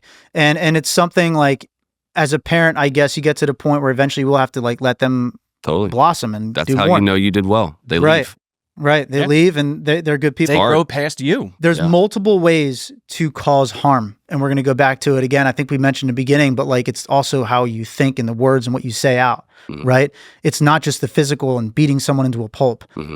Why did you beat somebody into a pulp, right? Like, was it defending someone else? Was it defending your family? And you did that because you had to? And are you trying to actually simmer things? Like, you need to also think on your feet. You need to be strong. You have to be strong in your thoughts too, because maybe that's a person at a bar and they're flipping out or whatever. You go up to them to protect everybody. You're going to talk to that guy. Like, hey man, listen, like I hear you, calm down. Like, let's talk about it. How you approach that person is also strong. And you approach them with confidence because you know how to fight, because you do know how to fight. It's like being a force. You're the one in the room he can't hurt. Right. So you can be the one to confront him. Exactly right. And then also be the person that calms him. You don't even have to resort to violence. Yeah. If you have to resort to violence, then resort to violence. But it doesn't mean you have to. But having that confidence, people can see that. Sure. It's like, this guy knows, this dude's like walking right up to me. Like he's not afraid of me. And he's talking to me on the real, like respectfully. So maybe he thinks that about me too. Right. And then it's like, yeah, so let's talk about this, and then bringing it down. Like, those are different ways and facets by which you can raise a formidable man. Absolutely, right? Man. Or a woman, right? Like either or.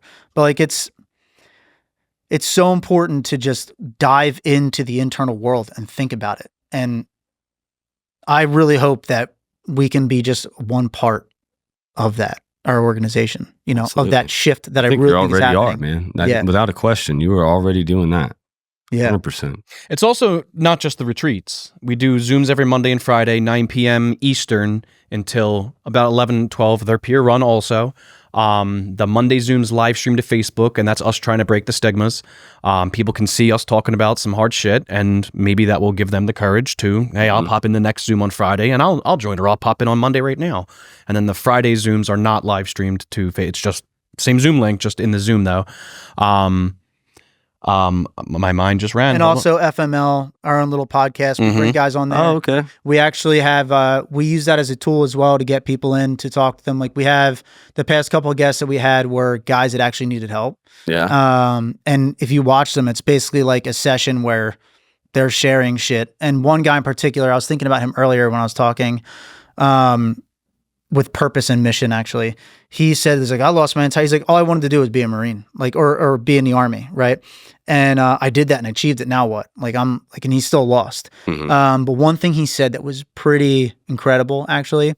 The next thing I'm saying is his words. I'm not taking a political affiliation or anything like that. But he's like, dude, I would even die for those green-haired fucking people. He's like, I was ready to die for them too, so they can have their voice. And I was like, that's fantastic. That's literally fucking beautiful, dude. Did you just hear yourself? You would die for someone that you don't even agree with because you believe so much in freedom of speech. Why won't you do that for yourself? Why aren't you doing it? He literally started crying on the stream because I caught him. He was combative as well. He's a smart enough guy. He shared with me too that he used to read philosophy and stuff like that, but he kind of fell off for years. But like, he cried at that moment. And it's not a negative thing. It's like he was a realization. Release. Like, I'm not a piece of shit. I'm not this piece of shit that I'm trying to be right now. Actively trying to be right now, like ruining my life. And I was like, yo, man, do you want to go on a retreat with us? He was like, yeah, I think I would need it. I was like, great. We're going to Montana. I'm going to fucking fit you in. And we're flying him out. So the FML podcast, which usually means fuck my life, but in this case, I was wondering what that's it's for my life. I love that. So we actually asked that question. It's a great question to gauge where a person's at. It's like, hey man, so like, and in the middle of it or towards the end, like, so when was the moment you recognize you were for your life and not fuck my life? And then if they don't answer, it's like, my man needs a little bit more help, right? Because some people are like, I don't even know if I reached that point yet. And it's like, okay, let's talk about that. That's a good goal to set. You know what I mean? Exactly. Yeah. Right. To reach the point where they can be there with their kid and see love. Dude, man. You know? Yeah. It's powerful. I know. So that's another thing we do. That's the FML, yeah. We do a lot of like community stuff too. So like we had a Vietnam veteran, for whatever the fuck the reason was, the VA said, you're not getting a ramp. We're not building a ramp for you. He was in a wheelchair. He needed the fucking ramp. So James and I worked with a contracting company and got the ramp built for them. We do a ton of like VSO, getting them connected to their local VSO. They don't have to be in New Jersey. Veteran Service Officer. You call me from Colorado, where I will find the accredited VSO for you so you can get your disability. Because we have too many people go into these law firms and shit, and they're taking a decent percentage out of the back pay when you could get that done for free. It's their job to do it for free. Wow. Yeah. And there's we also have this program, the mobile base program, which is it's literally a truck and a trailer outfitted like a lounge. And we bring it out to military units directly. We bring it to local community fairs, events. And we set up this truck and this trailer that has like speakers on it and shit, and cornhole and having fun and gathering people around. And I love going to military units because like we get to have like a barbecue with them and get to know them. And we actually found a guy that needed extra support and flew him out on a retreat. But you know, it's literally being in the community and mobile with the community, right? And that mobile based program, we have interacted with thousands of these people, thousands of veterans, tens of thousands at this point. You're right. Now. Tens of thousands of people we've been able to interact with: veterans, first responders, active duty, National Guard. We literally go to your unit. We go to your events. We took one group out to a baseball game. We had a tailgating event with the mobile base beforehand. We hung out, and then we went into the game, and we got them on the field and did the whole thing. It was like a unit, like 65 guys or whatever. And one of them was retiring soon, so they got a shout out at the game and stuff. Like, we are doing, again, so much with so little. It's insane. I don't even know how we're still operating, actually. Sometimes. I really don't know how we eventually get enough money in the account to do things. It's insane. We're so bad at fundraising right now. It's insane. That's something that we're really trying to get better at. Maybe find board members who want to like help us out with that. Hire somebody who does fundraising specifically. Would love to have the money to hire them, but that's the thing. But the thing that's great about us, and Tucker said this yesterday, but I've heard this is a common theme with us, where we're not helping out exclusively and only the sexy groups like the Navy SEALs, the MARSOC, the snipers, things like that, right? Like, yes, everybody wants to get to know those guys, like, you know, awesome stories and stuff. But like, what about every other dude, right? What about the grunts? What about the people behind the computers? What about the drone pilots? What about, especially them? Holy shit, those guys they see so much. They go from blowing up Village. group of We'll say village. or a group of, guys that they need to kill and zoom in. They get out of their little pod here in the United States and go to a kid's soccer game afterwards. What the fuck? That's a new level of Crazy. psychotic mind. So disassociated. I wonder what that type of PTSD is going to actually be like. How do you? You're doing a video game that has a real outcome. It will inevitably be where a lot of sociopaths flock to. Boom. Because it's exactly their dream jam, right? Like, yeah, man. This 100%. Is fun because I don't give a fuck. But that's but coming back down to it, like all the programs that we're offering, like it is one of the most fulfilling and also challenging things ever, right? Like we're taking on just so much of the community, and we know that they can do the same, but now it's putting together the pieces properly to be able to empower the rest of it. We have the program set. We know the SOPs. We know the procedures. Like we know how these things will operate. Now it's just finding the right people to operate them and giving them the playbook, right? We can only operate it the way we do for so many people. Sure. And that's and even then it's challenging. Yes. So we are one of the biggest organizations out there that you've never heard of, to put it simply, right? Like that is Project Refit. And we started this thing out with the intention of we're going to help out like one guy. And that one guy turned into thousands at this point. And it's amazing.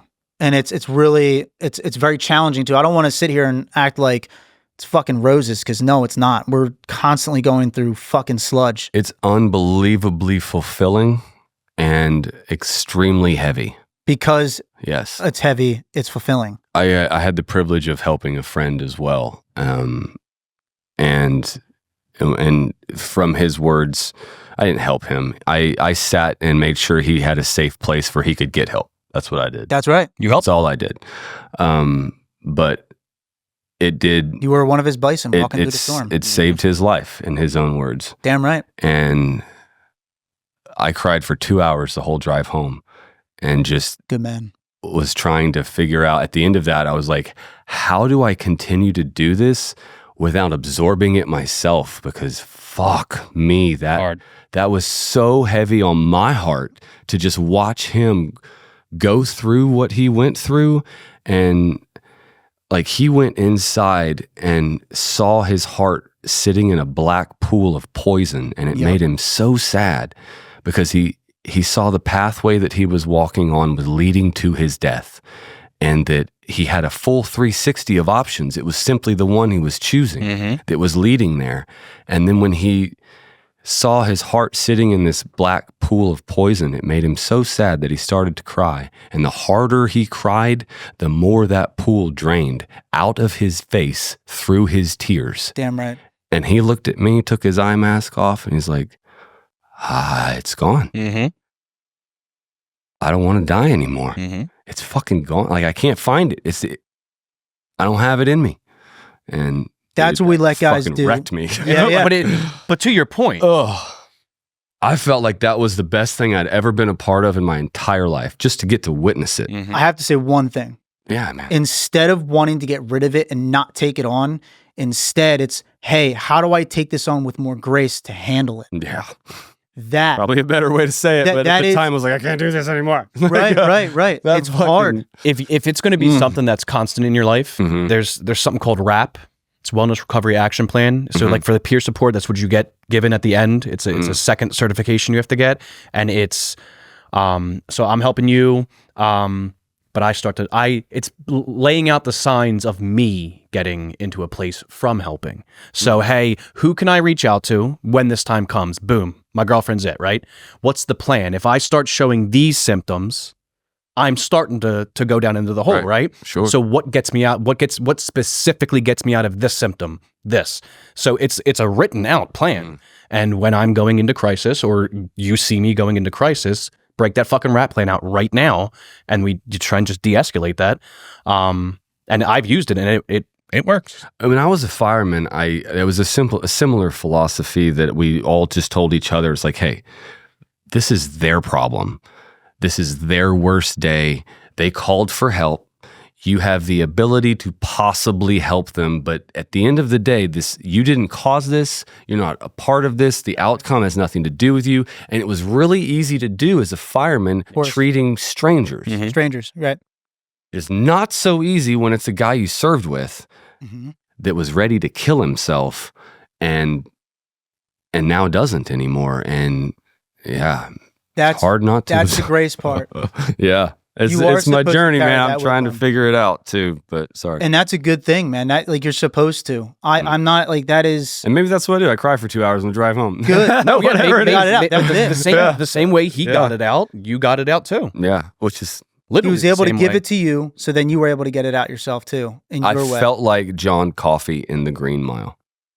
Like, damn, yeah. You know what I mean? Yeah. Like, fuck, I can't hold that in anymore. No, don't. Yeah. And isn't it wild that that's what we like deal with every day? Like those thoughts. I mean, obviously we're in better places now. Sure, but there's a time period where for 5 years straight, that was an every single day emotion. I had that same vision. It was a black tar. I was just, my life was my soul was drenched in black tar. I didn't see my heart or anything, but that was, and it made me morbidly depressed. There's no light in this at all. I see there's a fuckload of light in here. I didn't see any of it. But I don't remember what made that go away. I think it was just the therapy and doing the refit shit over There's time. a lot of ways to do that, right? There's lots of options out there. There's not just one. Yeah. Darkness isn't real. It's only light. It's an absence That I of light. love. That I love. There's not a source of darkness. There's just an absence of light. But there's very much a source of light. It's not a source of cold, but you can feel it. Yeah. It's cold out right now. 30 degrees outside. There's not a source of it, though. It's just an absence of heat. Damn. And that perspective has helped me a lot. Yeah. That already made, I see the world very negatively. Very negatively. I'm much better It kind of calls you out. It's like, well, where's my light then? Damn it? Like, right. I like that. I'm just missing it. With all of my negative shit, I can't think of a cause for the negative shit. But for the positive, I can pinpoint 10 different fucking things that are pure sources of light. Can't pick one that is a pure source of darkness. And the goal is for you to be one. Yes. That's right. Yes. That's right. You know, it's something that we're trying to do too, speaking of community and fundraising and stuff, to kind of connect that in. I feel like it's a really, like, we have some dreams that we really want to do to create big community events that are also fundraisers for us. And one of them is a tattoo convention we really want to do. Nice. Yeah. So the tattoo convention idea and concept actually came from, so I was doing some research and I found, I was actually first thinking before I did research, I was thinking like, what's something that's like super common for veterans, police officers, firefighters, like across the board? It's tattoos, right? And also comedy and even music too, right? So if we can take those three things and combine them into an awesome event, something very unique, what if we held like a tattoo convention, a Project Refit tattoo convention, stories of blood and ink, and host that as our major fundraiser? And we need like an initial investor for that, of course, because that's like the initial investment would have to be like a $25,000 to $30,000 investment, so we can get the location, the spot, solidify a date and all that stuff, and then have people volunteer to get other sponsors and little tables and things like that in there. But it's very expensive, obviously. But that would be, if we could figure out how to get that off the ground, I think that would be our like major thing. Another thing that came up too was an idea from, I was talking to this guy, Mike Jensen, and also Tanner, he's actually an upcoming leader in Refit as well. And he went through our whole program and everything. He's diehard Refitter now. It's pretty awesome. Just got his peer certification too. Yeah, he's the man. But we talked about an airsoft tournament too, like doing like an airsoft tournament. And there's this big, like 325 acre property out in PA. It's called the Penn Gunfighter Academy right now. And they have like this old shut down prison that we could use. We're looking to bring it up. Yeah, we're looking to bring it up to them. But with the tattoo convention, one of the things with it, the video testimonials. So have people like, this is a picture of my IED and my blue cord. So I could, if I wasn't a part of Project Refit, I would say like, yo, this is what it is. This is what happened. Just giving somebody a chance to tell their story without it being a fireside chat. Stories of blood and ink. Like, why did you get this tattoo? Why do you have on your body? IGY6 on your wrist? What made you get that tattoo? Right. Share the story behind your tattoo. Right. And then like we get to capture that at the event and everything too. That's cool. And bring out like, military comedians and, maybe like a soul musician, nothing like crazy production wise, but just make it a fun community event around things that everybody understands. And not like because some tattoo conventions are like, people are hanging from fucking hooks and their skin trapeze and shit. Yeah. Crazy. No. We're talking about It's just body. There's falcons flying around. Yeah, dude, it's crazy shit. We're looking to make this like it's about the tattoo and it's about The community. meaning. A grassroots tattoo convention. Yeah, but like that could be huge. And Yeah, dude, that's cool. That's something we really want to do. We do have a golf outing that we do. We do 2 now every year. They're not very big. We're trying to get them bigger, but it's difficult because we're so focused. It's hard for us to fundraise, and we're bad at it because we're so good at doing outreach. We're so good at doing our job, right? Like we're so good at that. And we're very motivated to do that. So when you donate to us, your penny's being stretched as far as we can absolutely stretch it, right? So we can help the people that need it and get in front of them. Oh, which also brings up the thing that separates us. I never got to finish this from a lot of organizations and also being bad at fundraising. We're not focused only on the sexy, groups. Like again, the Navy SEALs, MARSOC, things like that. They matter, of course. Like I'm not diminishing that, but when you look at the pictures of the people we're helping, like one guy looked at one of our retreat photos, he's like, "Oh, I fucking love that. Like those are just like regular dudes." And I was like, "Yeah." There's a lot of support for the tier 1. And good, they need it. Yeah, of course. There's not a lot of support for below that because it's easier to raise funds for tier 1 yes, than it is for the grunts. Who may not have even deployed. Totally. Right. And it's really difficult to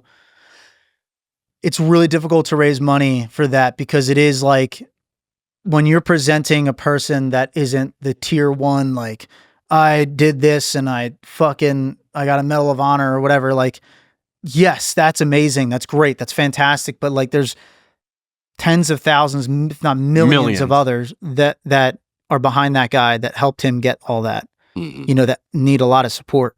And those are the people that we're focused on heavy. Right now, we have had some MARSOC and Navy SEALs and Recon Marines and things like that have come out, but like, dude, we're talking about the community. We're talking about bringing accountability to everyone, and that when accountability, I feel like is the Navy SEAL, the MARSOC guy, the Recon guys, the snipers, like they are trained in accountability. Right. Of course, they still struggle, but they know what that means big time. Right. But some people don't fully know. A lot of people don't fully know what accountability is, truly. And when we bring it, it changes their lives. So that's a big challenge for us right now, again, in the fundraising portion and trying to get the right funds to reconnect these communities because it's also just good for America. Connect people grassroots wise. Absolutely. And that was what I was going to say I think that you guys are filling a void that is incredibly needed within our own community, but also within our nation. Our nation. And maybe. as maybe you helped the fireman, but he's going to go to work and his crew are going to be affected by the light that is now in him. That's right. His wife is going to be affected by the light. His jobs kid, differently. Like a week of treating my son different, he's a different kid. That's right. And you can have this cascading effect on everything, and that's exactly what you guys are doing. And I love it, and I appreciate that y'all are stepping up and doing that. And I wanted, if anybody that heard this got anything from it, I encourage you to find a way to support, and no matter whatever means you can. Right. Find a way to support if this touched your heart in any way. Absolutely. Bring it back to your departments, like your fire departments, your police departments, your units, like your local community. You can bring our program into those things, right? You can create these peer groups that are Refit run and Refit trained because we're going to tell you and give you permission to have hard conversations with each other without a certification. We're giving you the permission. We're taking it on. Like we'll tell you, we'll give you a little bit of like background and stuff like that, how to listen and everything, but we're giving you permission again to speak to each other We're giving you permission. Stop worrying about getting sued. Which you can't. I'll fucking go to jail for you. Like, whatever, dude. Like, I'll get yelled at by the professionals. They can call me stupid. You know, like, I don't give a shit. Talk to each other again. Yeah. Right? I will argue with a professional, with a psychologist, with a psychiatrist till I'm blue in the face or they kill me. I don't fucking care. I'm talking about protecting the minds of people, the spirits of people. That's what we're doing. Like, that's what it's supposed to be. This is that area where they fall short. So Yeah. their opinions aren't actually valid. And unless it is an actual clinical mistake that's being happened, Right. that is happening, I don't want to say that they are the reason, but they're part of the reason why we don't have as much resource as we could 100%. possibly have. Well, there's industrial 100%. gatekeeping that does happen. Yeah. Right. And the I'm not qualified exists because you're not qualified is told, right? We have certifications and licensing, and this is all the schooling you need in order to just those help acronyms. somebody. And it's Right. like, no, it's not. No, it's not. I could just talk Maybe to it you. helps, right? Maybe you get Sure. some education, and like my wife and I did couples therapy, and we learned how to fight. That's Fantastic. been a huge Yes. benefit for us. Yeah. That's and right. a friend of mine and his wife were fighting this last week, and he's like, I'm trying to call her, and she's not responding, and this is happening. I said, stop and schedule the makeup, so that you're not reaching out and she's not rejecting,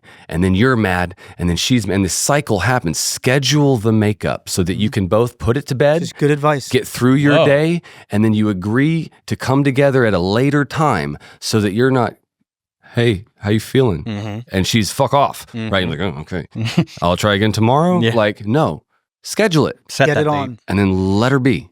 Right? Deadlines are fantastic. I learned that from the therapist, right? Those things help. And I hate using the word, but like, fuck, husband coach, man coach, Sure, man. father coach, call him whatever you want. Yeah. Like, Yeah. get some help, because if you didn't learn it from your dad, you're not gonna.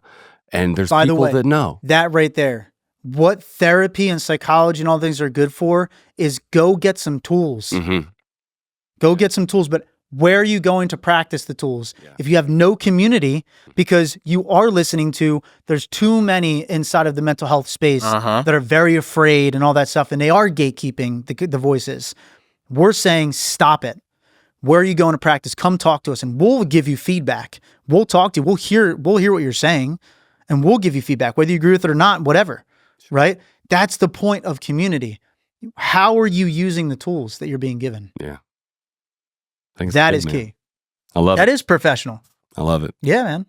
You guys are killing it. Anything else you'd like to say or close with? I don't before we- know. I'm going to look at that board real quick. The plans for the future, we covered that. What's to follow? I don't know. Guys, hit us up. That's it, man. Like, volunteer. Yeah, I was gonna say, just to reiterate, if you did hear anything, if you do want to help, whether it's I do have a good financially, story. whether it's hooking us up with a sponsor, whether it's just getting in contact with us for your sake. Yep. Again, d@projectrefit.us. And I'm Jay at Jay. projectrefit.us. You can message reach us out- on Facebook, Yep. Instagram, any of the social medias you can message us on. Again, you don't have to be in New Jersey. If you are in a different state, that does not matter. We will either get you on the retreat or find the resources that you need, VSOs, housing, with food, whatever it is. But reach out. And there's another thing that we have too. It's the Spec Ops program. We do like 1 or 2 missions a year. Okay. And one of my favorite that I love to tell, I'll make it very short. So there was a police officer, her roof was messed up. She didn't have the money to be able to repair it because they don't get paid very well down in New Orleans. And by the way, Theo Vaughn, if you're listening to this, I helped somebody out in Louisiana. So get me on your podcast. Theo's awesome. Dude, I I love love Theo, he bro. is. I 'Cause love he's that. real. That's his personality. Yeah, It's he's not just an act. who he is. Yeah, I would love to talk to that guy. But anyway, so went down to Louisiana and we helped out Officer Rose, rebuilt her whole roof in 4 days. She was getting denied by contractors and shit. It fit perfectly because I'm not a roofer, but I'm going to help you build your fucking roof because I'm a community member. Right? It's exactly the same methodology, even with everything we're doing in the mental health space. But anyway, we go down there. My favorite part of that whole thing, we literally drove our Chevy at the time. We had a Chevy to the levee, by the way. Nice. Can't that on the levee. Pretty dope. But so we rebuilt that whole roof. And during that time frame, we had one night where we were like, oh, let's go out and just chill and go to a local bar, get some food and hang out. We go there, this big storm comes. I brought down one of our guys, Anthony Rocco. Rocco's actually another success story within Refit. Chris Carr, one of the original co-founders of this organization, like kicked his fucking door in, drug him outside and saved his life, by the way. Like basically breaking and entering, but it's okay because he saved his life, you know? But he didn't give a fuck, which is why we have the we show up mentality. So we're on this retreat. Rocco's there. This big storm's coming in because it's, you know, tropical, so it comes out of nowhere.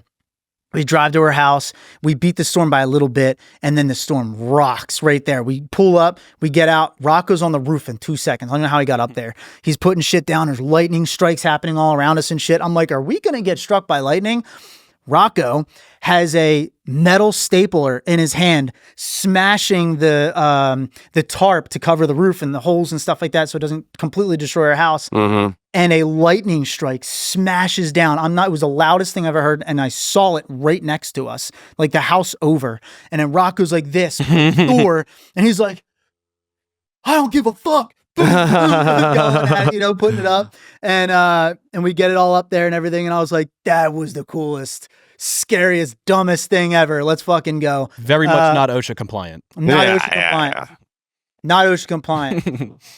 But we did it. And we saved it, and we built that roof for her, and it's still standing to this day. And dude, like we go out of our way to do as much as we can. You can look that story up on. So it's not just mental health stuff, is what we were trying to get across. It's actual community engagement.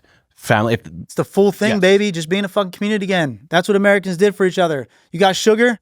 Give me some sugar, bro. I'm gonna make some fucking cookies. Like, I'll give you some. You kill that deer? That's for real. I'll give you some deer meat. You know what I mean? Like let's fucking help each other again, man. bro. That's what we're all missing. We all. I think that's a really good question to ask people. Like, yo, how comfortable are you just going next door and asking them for sugar? I know for a fact I could do it to my 2 neighbors. I know for a fact I could, but like, I don't think a lot of people are comfortable asking. I'm actually going to host, I'm going to contact my neighbors, and I just got a bunch of firewood, and I'm going to have some a neighbor fire. Chat. Yeah, I'm going to have them come over, and we're going to have s'mores and hang out. And that's cool. Yeah, man. That's like, sick. we got to fucking do those things. It's true, man. We got to do those things, bro. It's true. My mom says that the world changed when the TVs were brought in the homes. There's a study. 100%. Hang on, that's real. She's not wrong. She was born in 48. She's like, we didn't have TVs. When they came in, all of the community events stopped. Yeah. All of them. That's real. So there's this guy who wrote this thing called Bowling Alone. It's a whole study that was done in like the 80s or whatever. Robert Putnam is his name, Robert Putnam. And he just released another book called The Upswing. So he's trying to basically be like, hey, instead of being all the time negative, where when TVs were introduced and everything started to plummet, your grandmother's right, and people started distancing themselves because of technology. Now we have TVs in front of our phones in our fucking pocket all the time. Because even when you're out, you're not out with those people. You're not even fucking engaged. So we don't know any other way, but it's wrong. It is wrong. We're supposed to be engaged with each other. Put your phone away and talk to each other. And now the words are just, I'm saying it, but what's profound is when you do it. Absolutely. That's what's profound. But there's studies that back that up. That is proven. I mean, it makes we're disconnected. Sense. There was no way for people to just binge and sit at home all the time. People ask, the radio. How did you get the word out about your business back in the day? How did people do it? How did they market? I mean, they didn't have Facebook. No shit. There was events happening all the time. You were word of mouth, people talking to each other. It's like, oh, did you check out that cool people are constantly around each other. They were constantly walking by each other, seeing their buddies and saying hi and like whatever. Like that's how it used to be. However, let's not pretend here like it was all fucking swimming and good and all that shit. Because fuck no, dude. Like there was a lot still of had problems. Exactly right. So let's not. But they had the community engagement aspect. Right. A lot of alcohol. He said, yeah. There was drunker than Cooter Brown. All right. Drunker than Cooter Brown was also a common saying my grandmother used to say. That's real. We're gonna get kicked out of here. Yeah, but we got to connect, and that's it. So I appreciate you so it, much, man. Thank you guys for coming in. It really was honor. a great time. And again, if you guys got something out of this, find a way. Thank y'all for listening.